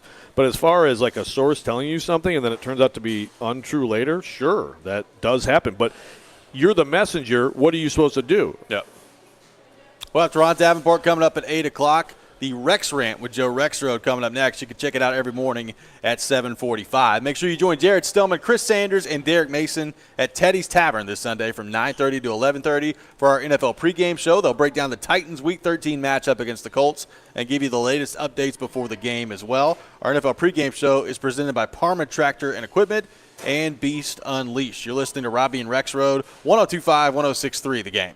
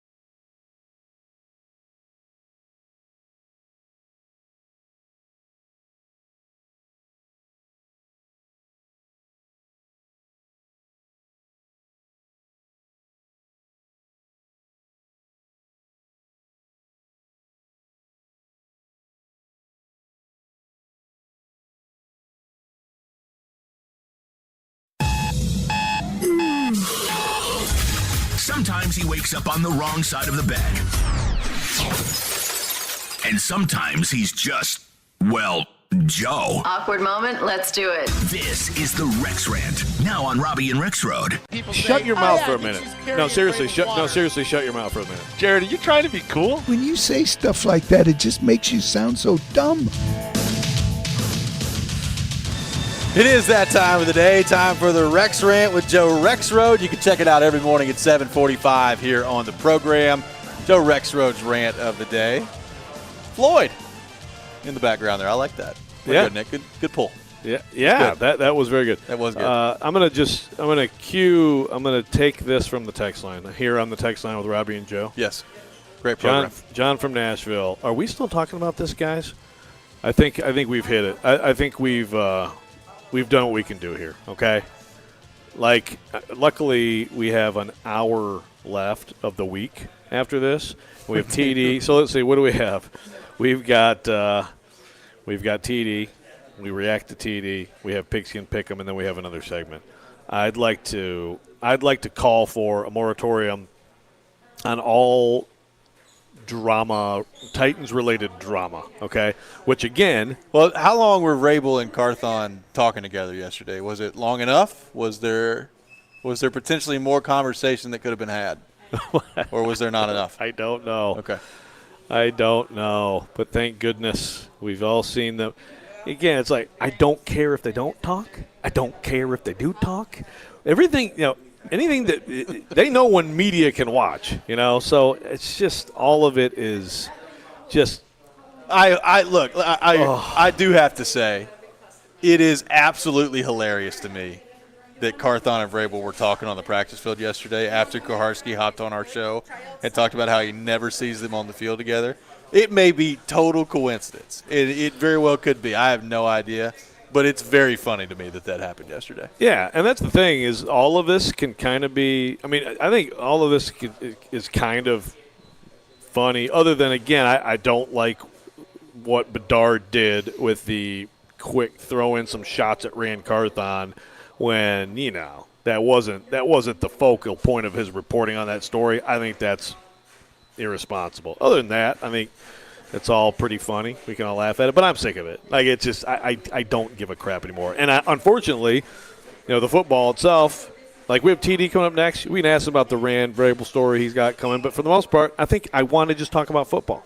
Even though the Titans are 4-7, they're not going to make the playoffs, and this game, it's hard to get excited about it. I would rather talk about like Ryan Stonehouse's all-pro push than any of this crap. Charles said it yesterday. Things are happening right now. There's still more information to gather, and then we'll see. We'll see if the Patriots actually do anything other than rattle the cage. If they actually try to trade for him, we'll see. The Titans have made it clear they want Vrabel. That's smart. They should. We'll see if there's a price that can move them off that. If a price is, but until then, I don't care. I'm expecting Vrabel and Carthon to be here next year, and I consider this a massive offseason. And I don't care if they play, cards all day in the office and are best friends and go to the movies, or if they only talk when it's time to talk about prospects. Just do your job. Do it well. I'm with you.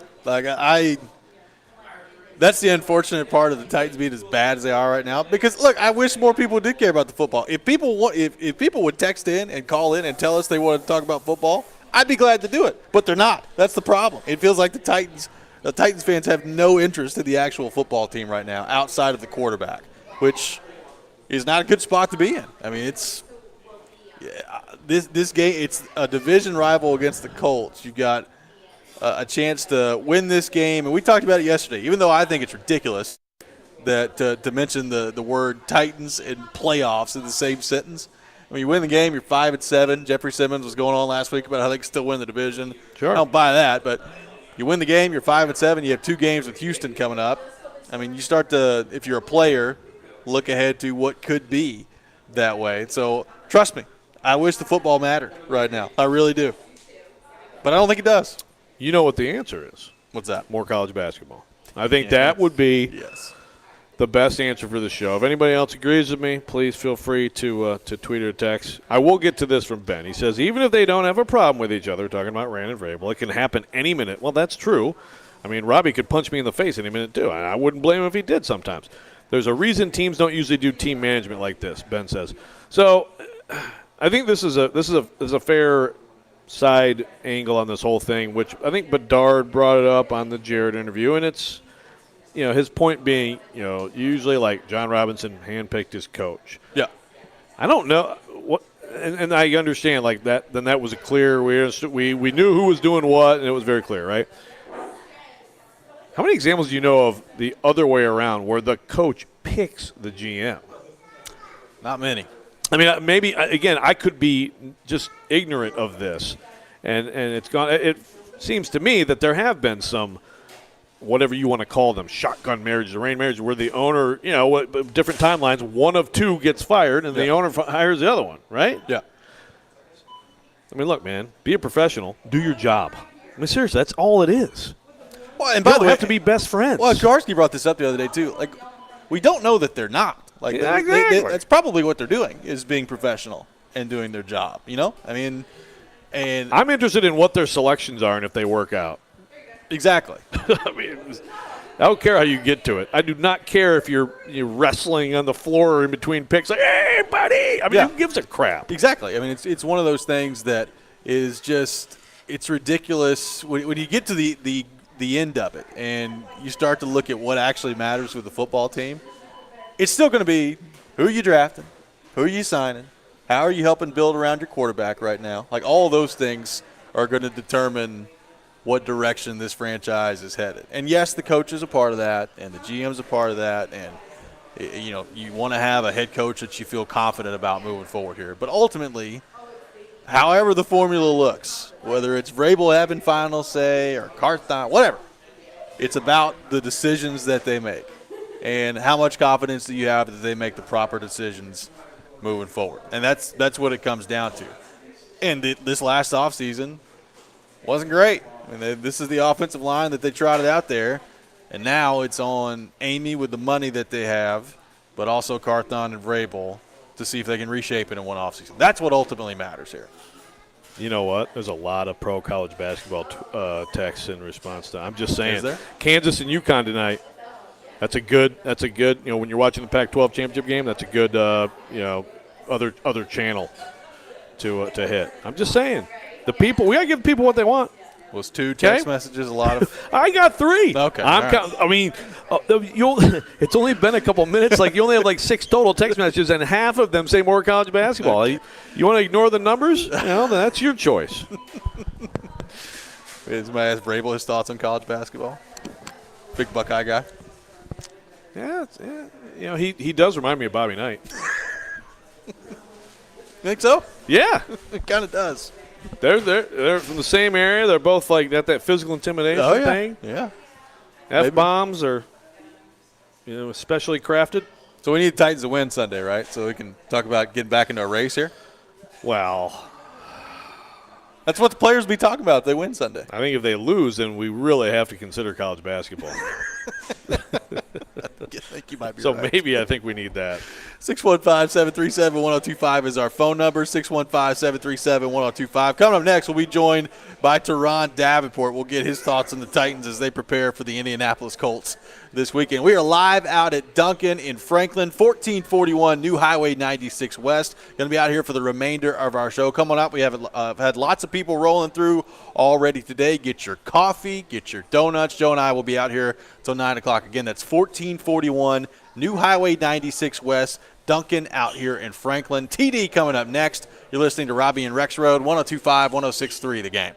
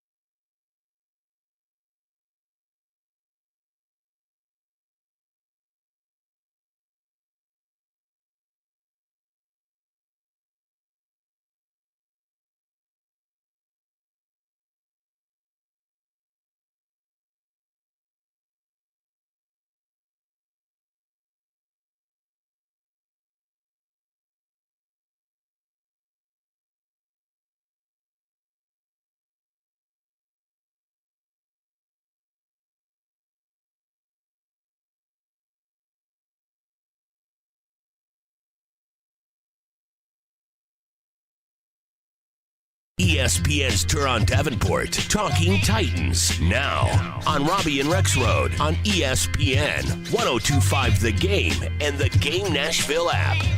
It is that time of the week here on Robby and Rexrode. Every Friday morning at 8 o'clock, we are joined by Turon Davenport, ESPN NFL Nation Titans reporter, host of Talking with TD. We go to our 102.5 The Game phone line, driven by WilsonCountyHyundai.com, and welcome in, TD. TD, good morning. How you doing?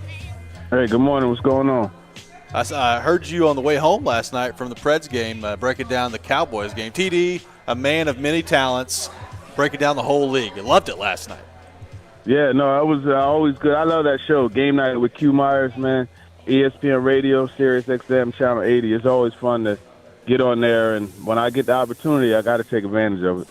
Yep, no question about that. So TD, Rexrode was just talking about he is over all the off-the-field drama with the Titans, the Vrabel and the Patriots and the Bedard column and all these things, and wants to talk more about football. Have you had enough of the Titan soap opera that has been the Mike Vrabel / Rand Carthon / New England Patriots stuff this week? Yeah, I really have had enough of it. And the thing that's so crazy to me is this Rand Carthon and Mike Vrabel feud is so unfounded. Like, no one could really put a finger on, okay, this is proof that they have a problem. And I hate it because it's just, I don't know. I feel like I'm back in high school, right? And it's he say, she say, and, oh, I don't like so-and-so because so-and-so doesn't like.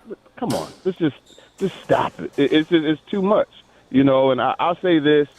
I mean, look, unless both Rand Carthon and Mike Vrabel have the ability to look right into my face and tell me that, you know, something is okay when it's not, I believe that it's okay, you know, and that's what we're going to have in the story.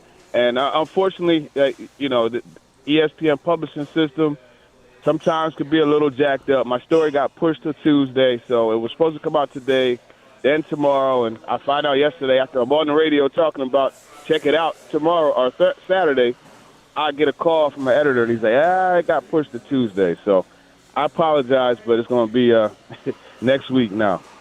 Well, looking forward to that coming out on Tuesday. By then, Robert Kraft may put out another story about how he's going to kidnap Vrabel or something. The information could be outdated. You know, they may have lost. Maybe they lose to the Colts, and you know, Rand Carthon and Mike Vrabel square up. I mean, who knows, right? Oh man, yeah, that's the thing. So I'm starting to melt down about this, and Jared doesn't help, of course. But I have been thinking in my head. So, what are the things, the football things? That because I mean, you may disagree with this, TD. I mean, look, they can do whatever they want this weekend. I don't think they're going to make the playoffs. I mean, I look at their schedule and I see a couple L's for sure from here, and I just don't think they're going to be really in the race. But there are football things that matter beyond even Will Levis. We all know Will Levis is a huge thing. I think Jalen Duncan is an interesting storyline. Yeah. Not that it's some huge, like he came out and just was fantastic Sunday, but I thought there was some promise in his performance. What do you think about that, and what do you think about, I guess, what's the realistic hope for him moving forward, and could it even potentially impact the offseason view if he plays really well the rest of the way? Yeah, look, this draft class is stocked with tackles. You know, there's a good 4 tackles that are worthy of top 15 picks, so you do have to consider that. Now, with Jalen Duncan, the thing for me is the fact that he showed promise, right? He got out there. We know that he's someone that had to have improvement, you know, from a work ethic standpoint coming into the league, and I would imagine that's something that they've gotten correct. But then technically he had to get some things right, and he's a work in progress. Now, the game that he had, look, you know, he gave up a sack. He gave up, you know, a couple pressures, and you look at the stats and you say, hey, well, you know what? He played better than what a lot of people are saying. But you also have to look at those plays where, you know, it doesn't really show up in the stat sheet, but it's like, man, you got to do better than that. And the Chigakonkwo catch on the wheel route, you know, Will Levis he got smoked, you know, on that throw. You know what I mean? It may not show up in the stat sheet as much, but he got smoked, and that's something that he has to get right. I think it was a good baptism for him. You know, it's a lot like when Nate Davis first got into the league and got his first start. You know, it was against Grady Jarrett. You know what I mean? Here, Jalen Duncan is getting his first start. Brian Burns, you mean to tell me that's the assignment I drew? You know, but he held his own. So I think there's promise there. I still think they have to go into this next season with a little more. Unless Jalen Duncan just balls out these last 6 games, they have to do something at tackle, in my opinion. TD, what do you make of what the Colts have been able to do right now in a playoff spot with Anthony Richardson going down, Gardner Minshew coming in and taking over? Obviously, the Titans have already seen him one time this year, but what do you make of what you've seen from the Colts to this point? Yeah, the thing that I like is the way Gardner Minshew, he distributes the football. You look at the targets that Josh Downs is getting and Michael Pittman Jr., they're getting their targets. The tight ends are getting involved. The thing that's interesting to me is Alec Pierce, who I feel is a very dangerous vertical threat and a jump ball specialist. He's not getting as involved, but they're finding ways to mix the passing game with the run game. And I tell you what, they get into the red zone. This team, so the last time the Titans played them, they were right around 35% red zone scoring percentage. Now they're at 60+%. So you've seen a tremendous jump, and it's interesting because normally you would think in the red zone, a guy like Anthony Richardson, the fact that you have to play true 11 on 11 would make them better. But Gardner Minshew, they've improved under him because of his quick decision making. They're working RPOs, and he still can run the football also. So that's where you see them kind of putting things together. They're averaging 24 points per game, so it's clear that they know how to score the football. TD, what's at stake for Treylon Burks the rest of this season? Yeah, I tell you, Titans fans could be cold as ice, man. You post a video of Treylon Burks coming back to practice, and they're like, bust, and like, I hope his brain doesn't get rattled again. And it's just like, come on, man. Like, honest, this is a person, you know what I mean, that you're talking about. Now, for me, I think the main thing Treylon Burks has to do when he gets a chance to get out there so that he could be a consistent player. Healthy or not, that's been the big problem because, there are times where you see spurts, like that 70-yard catch that he had earlier this year. Was that against the Bengals, I think it was? I think it was Chargers, the Bengals. yep. But Chargers, yeah, to set up the Derrick Henry run, or Nick Westbrook and Kenny touchdown.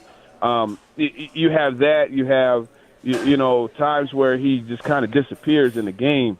And he's one of those guys where I feel like you got to find ways to get him the football, and he just has to be a more consistent player. I hope that somehow he could string some good games together down the stretch and prove that he could be that legit guy opposite DeAndre Hopkins, and maybe that help them make that decision. A guy like T. Higgins is going to be a free agent. Do you want to put the big money in him, or do you want to draft, or how do you want to address the receiver position in the offseason? Keon Coleman could be there staring him in the face. So TD, was the performance on Sunday against Carolina of Arden Key and Danico Autry, we know what Jeffrey Simmons brings to the table, Harold Landry, was that more of a function of them playing the Carolina Panthers, or are you encouraged that maybe we'll see more of that more often from this group as they move forward, who I think it's fair to say has been disappointing to this point in the season? Yeah, it's a combination of the two. And honestly, if you look at these games, they've been able to impact the quarterback, like to get him on the move and off his spot and those type of things. It's something that Jeffrey Simmons has talked about a lot. They just haven't been able to consistently finish the deal. And the times where they're getting these quarterbacks on the move, quarterbacks like Baker Mayfield, Deshaun Watson, they're finding ways to make big plays anyway, and Trevor Lawrence against Jacksonville, So I think you look at the Carolina game, Ikem Ekwonu, right, a highly drafted left tackle, they kind of took turns on him. All right, Jeff, it's your turn. Go get him. All right, Nico, here you go. Your opportunity. Go get that sack. Arden, handle your business. Harold, here you go. Rashad, go. You know what I mean? They just kept rotating guys on that left side. And then on top of that, the interior part of it, I mean, this team was down to, their third guard. So they had opportunities, and Jeffrey Simmons was just, that interior, they need to call the 800 number, right? Because they got violated. That's what Simmons did to them.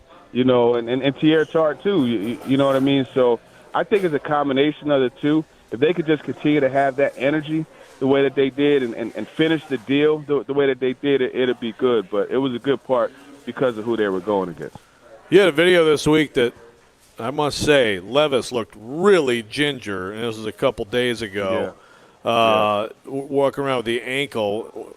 How much do you think that's limited him? How much of a concern do you think that is going into this game?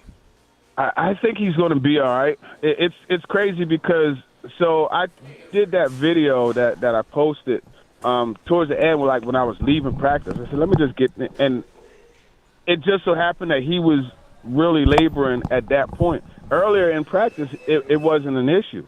And then yesterday, he was moving around fine. So I honestly don't know. It's going to be interesting because today they're going to obviously be inside. I highly doubt they'll be out in this stuff. So putting him on that turf and seeing how it responds. The good thing is that's the same turf with the same feeling that they play in at Nissan Stadium.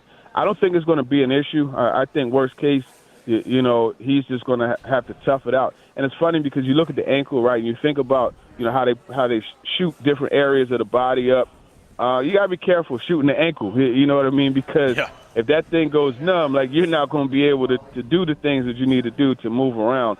And we know that the Colts have guys, in Kwity Paye and oh, man, the name slipped my mind. DeForest Buckner, those guys, they get after the quarterback. No question about it. Well, TD, great stuff, man. Hope you have a great weekend coming up. Thanks for taking time to be with us, and we'll talk to you next week. Yeah, for sure. And you guys stay tuned. John Singleton, a.k.a. Jared Stillman, I'm sure he has another movie coming out for this upcoming week. We'll stay tuned. I don't think there's any question about that. Teron Davenport with us here on Robby and Rexrode. Joins us every Friday morning at 8 o'clock, talking all things Tennessee Titans. We'll take your thoughts on what TD had to say there. That was nice. Nice reference at the Jared's guiding light. Yes. 615-737-1025. Our phone number. Robby and Rexrode brought to you by Chuck McDowell and Medical House Calls. Middle Tennessee's best medical care in the comfort and safety of your own home. For more information, go to medicalhousecallstn.com. Medical House Calls, where the nearest clinic is your home. You're listening to 102.5, 106.3, The Game.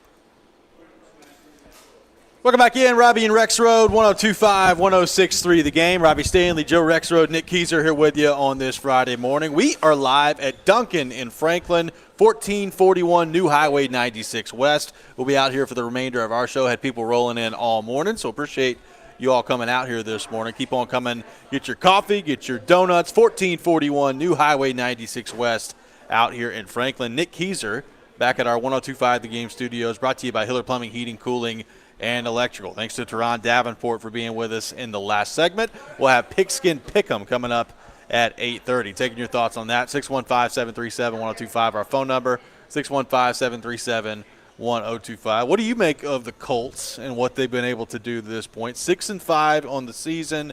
Anthony Richardson obviously is hurt. Gardner Minshew came in actually in the game where Richardson got hurt last time out against the Titans, and he's been the quarterback ever since. And my old favorite saying in sports, Joe, if the season ended today, which it does not, but right now the Colts are in a wild card spot, the 7th spot in the AFC. What do you make of what the Colts have been able to do in year one under Shane Steichen with Gardner Minshew at quarterback? I mean, look, I think you have to be impressed. You know, you have to be impressed. And Minshew's kind of like the new Ryan Fitzpatrick. Yeah. You know, he's one of those guys who he's going to pop up at other places too, and then someone's going to get hurt, and he'll give you a few good weeks. And at times it's like, man, this guy is really a playmaker. And then, like at some point, you'll see enough to know, yeah, he's not quite a starter in this league, or maybe he's a fringe at the very bottom of the league starter. He's a bridge starter, or whatever. But he should be a coveted QB too, because you can lose your starter, and he can come in, and he can give you some good play. I mean, he torched the Titans, and he has had some other good weeks. So I think it's partially on him, and I think you do have to look at Shane Steichen and say, hey, pretty impressive job. If you look at the Colts, I mean, they absolutely had a chance. They had a chance to beat the Rams. That was a tough loss. Man, the Browns loss was excruciating, and they could be in a totally different spot now. They also, some of their wins have been, like the 10-6 win of the Patriots was like one of the, that will absolutely be a bottom 5 game in the NFL this year, along with the Titans-Panthers. Yes. Both of them are right in there. But they did beat the Ravens. Yeah, I mean, they beat the Ravens. They handled the Texans, which apparently is an achievement this year. So. They outscored the Bucs at home last week. They're not bad. They're in there, and I think if you're a Colts fan, obviously the entire future is about Anthony Richardson, right? I mean, that's like, you're not winning a championship with Gardner Minshew, and you know that he's just sort of filling in. But, I mean, I think there's some aspects of the roster that maybe aren't as eroded as I thought, and I think Steichen has acquitted himself well in his first year. So if you're the Titans, you're trying to avoid being swept by the Colts on Sunday as they come into Nissan Stadium. You are 4-0 at home so far this season, which has been a stark contrast to where you've been everywhere else other than home, and that includes London, that includes the road games that you've played to this point.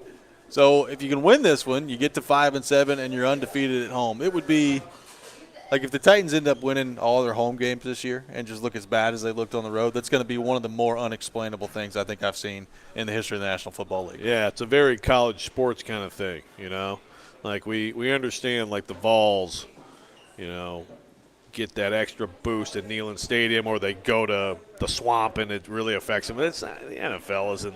Home matters. Home matters. Some teams are better at home. They have a better record at home typically. Yep.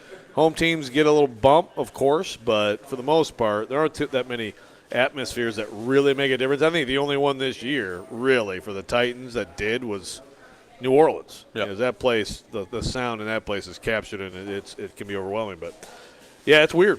It is weird. Now, last week, the Titans took a big step down in their per-game scoring average against the Panthers, of all things. They did. And I thought they were going to go ahead and hit 30 when they had 17 and a half, and then they somehow have a scoreless half against the Carolina Panthers. That's a tough one to pull off. But maybe Zach will be right, and this is the 30-point week.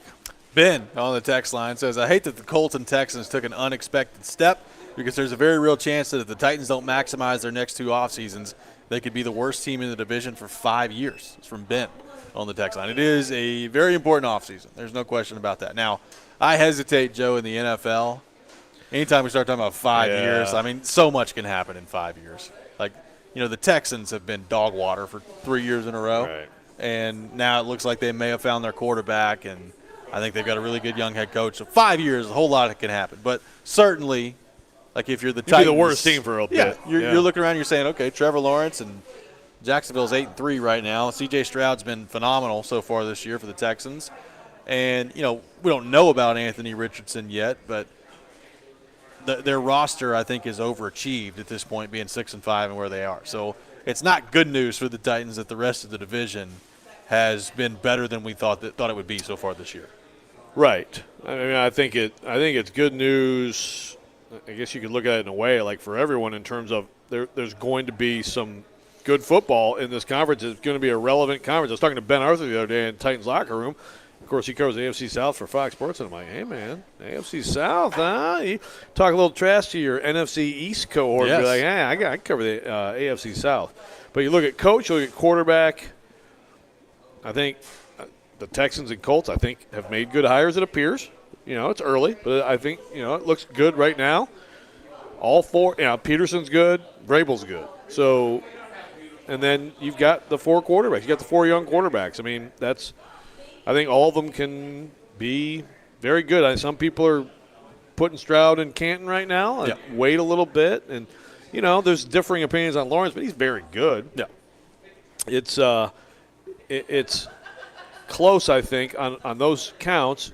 Big key is, the Titans roster has gotten to a point where they've got a lot of catching up to do in some cases. And, the Texans, when you stink like that, and the Jags have had this too, and you keep getting those high picks, you can't help but make some good picks in there, right? And they have.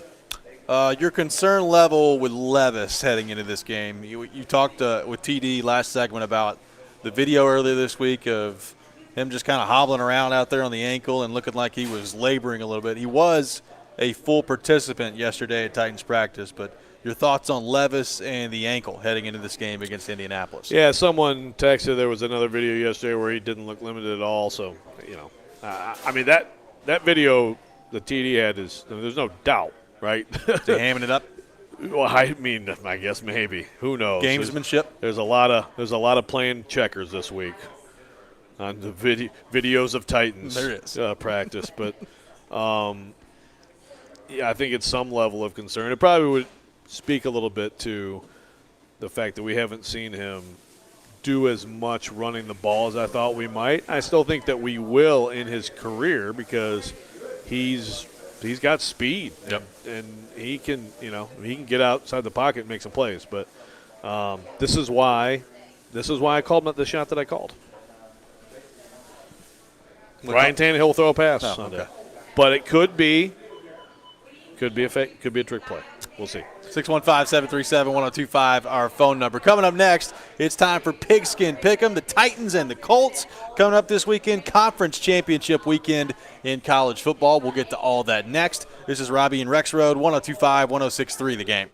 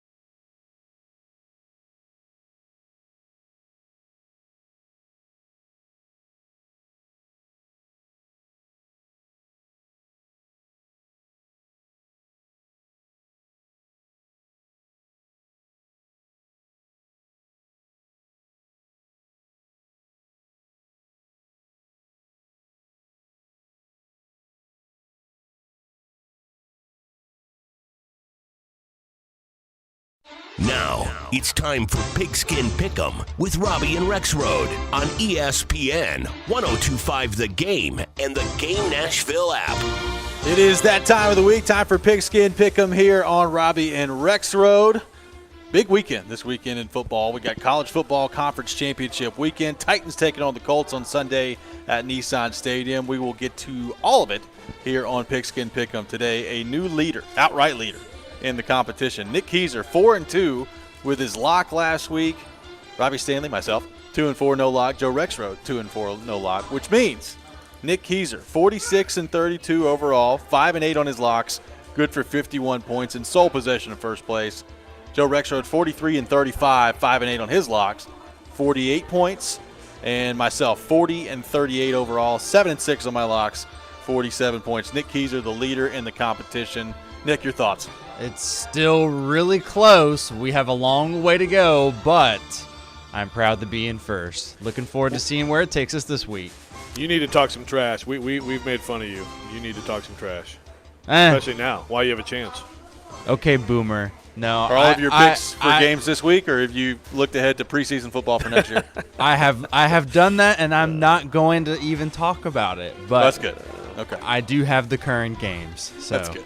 Yes. We begin with Oregon and Washington in the Pac-12 title game. Oregon is a 9.5-point favorite in this game. Nick Keyser, you are in first place, so you go first. Oregon favored by 9.5. I like Bo Nix. I think he should be your Heisman vote, Joe. So if he wins, you should vote for him for me. So give me Oregon minus the 9.5.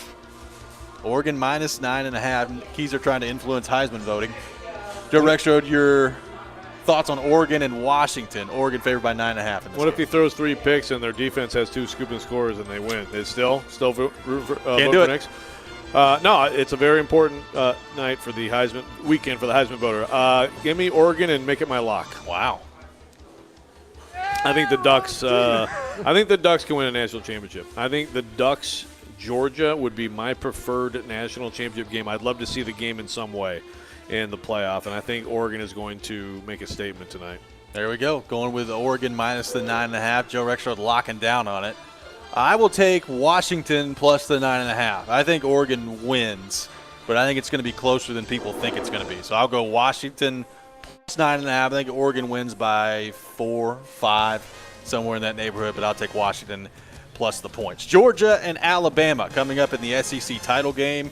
Georgia is favored by 5.5. Joe Rexrode, your thoughts on the SEC championship tomorrow? Yeah, I think Georgia wins by about a touchdown, 7 to 10 points, something like that. So I'm going to go with Georgia and give those points. I hope we have a great game. I think we could have a great game. Alabama's going to play a whole lot better than a play. That's what gets lost in the Auburn win, is that they should have lost. But also in the 4th and 31, but they didn't play well. And I know it's a rivalry game, so you have to keep that in mind. They're going to have to play their absolute best football because Georgia is still probably the favorite to win the whole thing. And I think they're going to show that tomorrow. I'll go with Georgia and make it my lock. I'll lock down on the Bulldogs, minus 5.5. Honestly, I think that line's a little too low. I think Georgia's going to win by about 10, 14 points, somewhere in that neighborhood. So I'll go Georgia minus 5.5. Nick Keyser, your thoughts on the SEC title game tomorrow? Bulldogs favored by 5.5. Yeah, it should be an interesting matchup. I do think it should be a fun game to watch, maybe the most fun this weekend, but we'll see. I think it would be not necessarily my favorite game to pick out of all of them so far, but give me Georgia. I like the points there. Going with Georgia. The Colts and the Titans coming up at Nissan Stadium on Sunday. The Colts are a 1.5-point favorite in this game. I will go with Indianapolis. I think the Colts win by about a field goal in this game. I don't think it's going to be a very pretty game. I said it earlier, I expect a low-scoring game on Sunday with not a ton of points, not a ton of offense, not a ton of highlights to speak of, but I think Indy gets it done at the end of the day, and they win by about 3. So I'll take the Colts minus 1.5. Nick Keyser, the Colts on Sunday, favored by 1.5 in this game. Yeah, this is one of the games I don't really like that much this weekend, but I do feel like the Titans are going to continue their slide, so give me the Colts this weekend. Going with Indianapolis. Joe Rexrode, are you going to make it a clean sweep for the Colts? What do you mean continue their slide? They're on a 1-game winning streak, folks, and I say they're making it 2. Oh, boy. WHMR's official call, Titans. scores. Titans 23, Colts 20. Wow. How about that? Back to the playoffs? No, I did not say that. But I think that Zach Moss, I think that there's going to be a little pride displayed by that defense. I think they are going to build a little bit on what they did last week, granted against a bad opponent. I think Derrick Henry will have a good day. There you go. We'll see if the Titans can stop Zach Moss from looking like Le'Veon Bell on Sunday. The individual portion of the program, Joe Rexrode, your first individual selection. So, Oklahoma State, Texas. Texas minus 15.5. I think Texas will win this game, but I think Oklahoma State will make it a better game than some people think. So, give me Oklahoma State in the 15.5. Going with Oklahoma State plus 15.5 against Texas in the Big 12 title game. Nick Keiser, your first individual selection. I'm going to stick in the NFL with this one. Give me the Tampa Bay Buccaneers against the Panthers. The Bucs are 5.5 favorites, and obviously the Panthers are making their adjustments without a head coach currently, just an interim in Tabor right now. So give me the Bucs.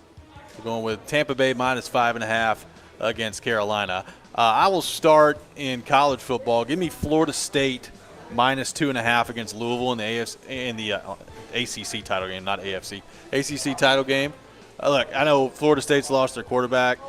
I think Louisville is a fraudulent team and is not very good and has happened to play in the ACC this year. I think Florida State wins this game by 2 touchdowns. So I'll go Florida State minus 2.5 against Louisville. Nick Keiser, your second individual selection. I like this. Kansas City minus 6 over the Packers and make it my lock. Feel pretty confident with that one. I think Kelsey and Mahomes get the job done over the Pack.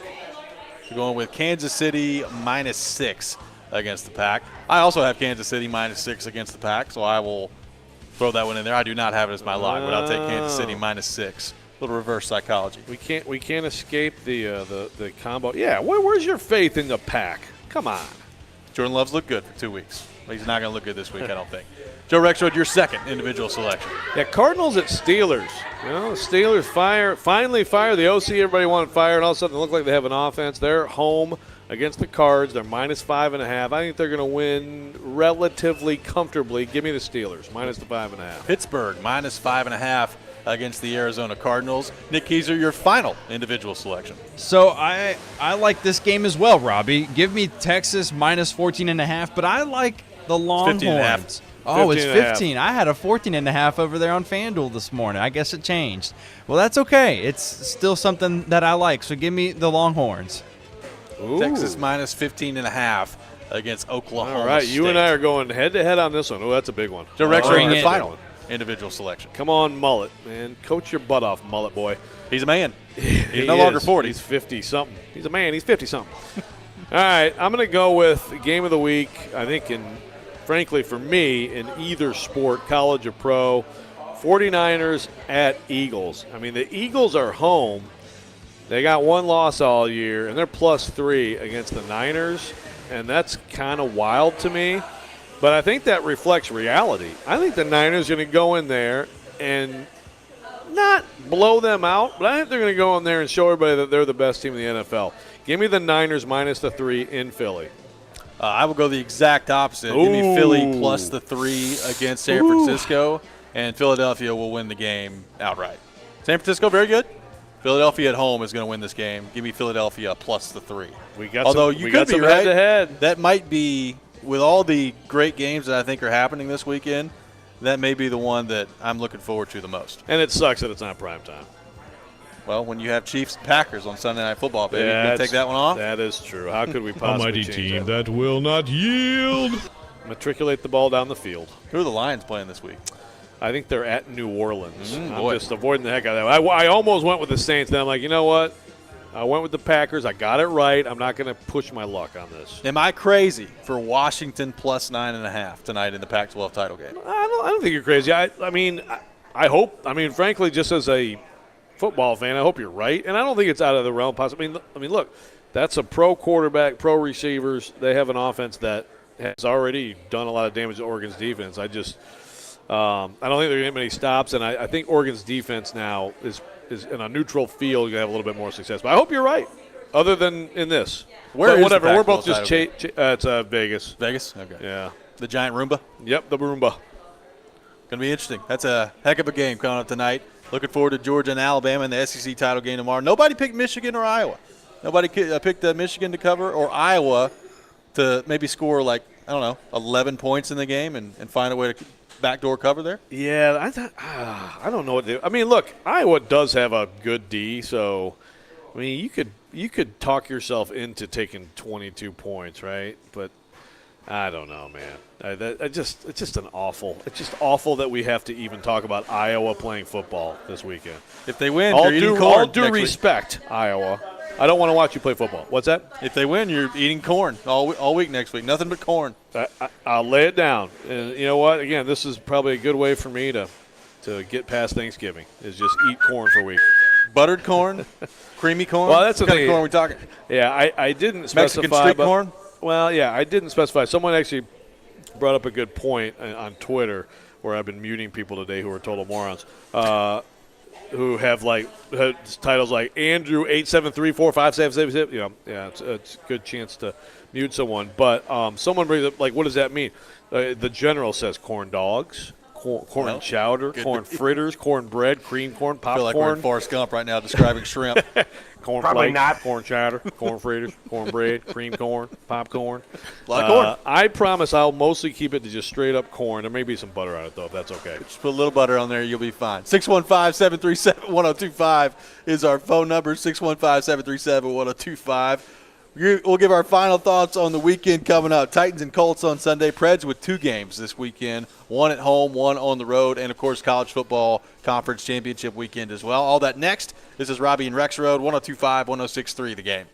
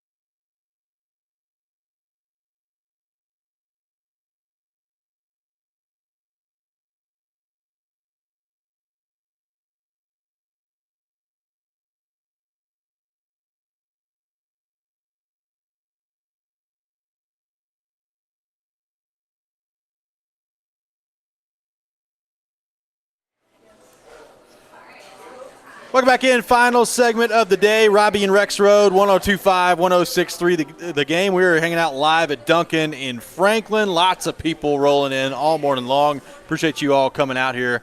I've had the chance to say hi to a few of you, so appreciate you doing that. Big weekend coming up in the world of sports. We'll get to that here in just a few minutes. Right now, I've got some tickets to give away, a pair of tickets to see Brian Regan at Ryman Auditorium on June 19th. Be caller 3, 615-737-1025, our phone number. Caller 3 will win a pair of tickets to see Brian Regan at Ryman Auditorium coming up on June 19th. Also, make sure you tune in for Vanderbilt men's basketball on 94.9 The Fan tomorrow. Commodores taking on Alabama A&M tomorrow at Memorial Gym. Tip-off at 4 o'clock, pregame beginning at 3:30. Big weekend coming up this weekend, Joe. Conference championship weekend in college football. We discussed that. Preds with 2 games, one tomorrow against New York, then on the road on Sunday to take on the Sabres. Not a good night for the Preds last night. 6-1, a loss at the hands of the Minnesota Wild. John Hines comes in with his new team, and he throttles the Predators last night. Predators looked disjointed basically from the start last night, and Andrew Burnett after the game referred to it as a, quote, no-show game for the Nashville Predators. So obviously he was not very thrilled with the effort last night. It's a little bit disappointing to perform like that when you're trying to continue a streak, you're playing a division rival, and your old coach is coming into the building, and there's a little bit extra – yeah, there is a little bit extra juice around a game like that, whether you like it or not. Like I heard Colton Sissons on with Chase and Big Joe. He's like, well, I'm sure you guys will have fun with the storylines. Yeah, of course. Yeah, kind of – to me, the 82 games, you're going to have no-show games, but that's not one you want to have a no-show game in. No. And they did. They did. And look, it's not the end of the world. It's a 6-game winning streak, and the streak is going to come into at some point. But now, and you're taking on the league's best team tomorrow, who you've already beaten one time this year, but they're playing really well right now with Peter Laviolette and the Rangers coming in. The Sabres on the road. Sabres aren't very good, but the Predators have found out in a couple of trips to Buffalo that it's not always a guaranteed win walking up there. So it's interesting to me to see how they respond, and interesting particularly with Saros. Like Saros got pulled last night really early. I think it was like 2 minutes into the second period. So not very much playing time from Saros last night. He got his save percentage back to 900, and then last night he gave up 4 goals on on 15 shots. So obviously, that's going to bring the save percentage back down. Not good from Saros. He's like 895 now. Yeah, how does he respond against what I presume will be his start tomorrow against the New York Rangers? Be interesting to see on that front. Conference championship weekend tonight. Pac-12 championship game tonight. SEC title game tomorrow. Big 12 title game as well. How much Michigan Iowa are you planning on watching? You gonna watch the whole thing? Well, no, wait a minute. What are my choices? Let me look at the schedule. If there's a choice of anything else, including college basketball, by the way, I count 10 texts in favor of more college basketball, including a personal text from Casey Alexander. I'm just saying. Just saying. I will watch Louisville, Florida State much more than I'll watch Michigan, Iowa tomorrow. There you go. I have a hot take from Junie. I don't know if it's a hot take. You tell me. Okay. I called Louisville football fraudulent. He said Louisville football is not fraudulent. They would beat UT. I mean, I just saw Junie on Twitter the other day saying, you are the biggest losers ever because they lost to Kentucky. They just got pushed around by Kentucky. So I'm not saying they can't beat UT, but like this idea that they would unequivocally beat the Vols is I'm not buying it. Okay. Louisville's not that good. That Louisville team against this Tennessee team on a neutral field, what's the betting line? I don't know. What do you think? I mean, I think it's very close.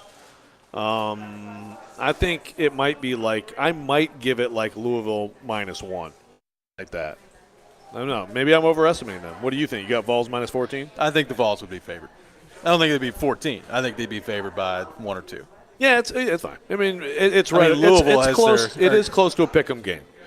Florida State Plummer's been very good for them. What's that? Florida State has a backup quarterback. Yeah, favored to win by 3. Yes. I think they're gonna win by 14 to 17 points tomorrow. That's just me. Okay. Well, if that's the case, then does that mean I have to watch some more Michigan, Iowa? Jeez. Maybe so. Because I maybe I do want to watch the first half of Michigan, Iowa just to see if it's possible that they could surpass the over/under of 0.5 points in the first half for Iowa. That will be worth watching. That's just incredible. Can you imagine? Hey, a field goal. Safety. It's more likely they'll get a safety. Yes. I mean, every point they get in this game will probably have to be off safeties. Probably so. Georgia, Alabama taking place tomorrow. An opportunity for a statement for Nick Saban. Georgia's favored in this game. Georgia's won 29 in a row, obviously back-to-back national title winners. If Saban pulls this off and Alabama wins tomorrow, I think you got to start thinking about, is this one of the best coaching jobs that he's done at Alabama? Given where they were to begin the year, and, they got thumped by Texas. The score ended up being a little bit better than the game actually was. The next week they looked terrible in South Florida. Didn't know who the quarterback was going to be, and Jalen Milroe come in and played really well since then. If they tie it all together with an SEC championship win and a potential trip to the college football playoff, that's a heck of a turnaround by Alabama and Nick Saban. Like you said, you got to start talking about among the best coaching jobs by Nick Saban. You know what else you got to do? You got to put that team in the playoff. Mm-hmm. Sorry, Texas. I get a good job in September. If Alabama beats Georgia, Alabama's one of the top 4 teams, and they got to be in the playoff. I'm sorry. It's going to be interesting to see how that part of it plays out. Lots of action this weekend, including the Titans and the Colts coming up on Sunday at Nissan Stadium as well. We'll be back on Monday morning to discuss all of it. Appreciate everybody dropping by Duncan. Duncan is packed right near out here at Franklin. It is. Lots of people out here, so we appreciate that. Chasing Big Joe is coming up next. I'll have you covered on all things college football this weekend, all things with the Titans and the Colts, and the Predators' big weekend with the Rangers and the Sabres coming up back-to-back. You're listening to 102.5, 106.3 The Game.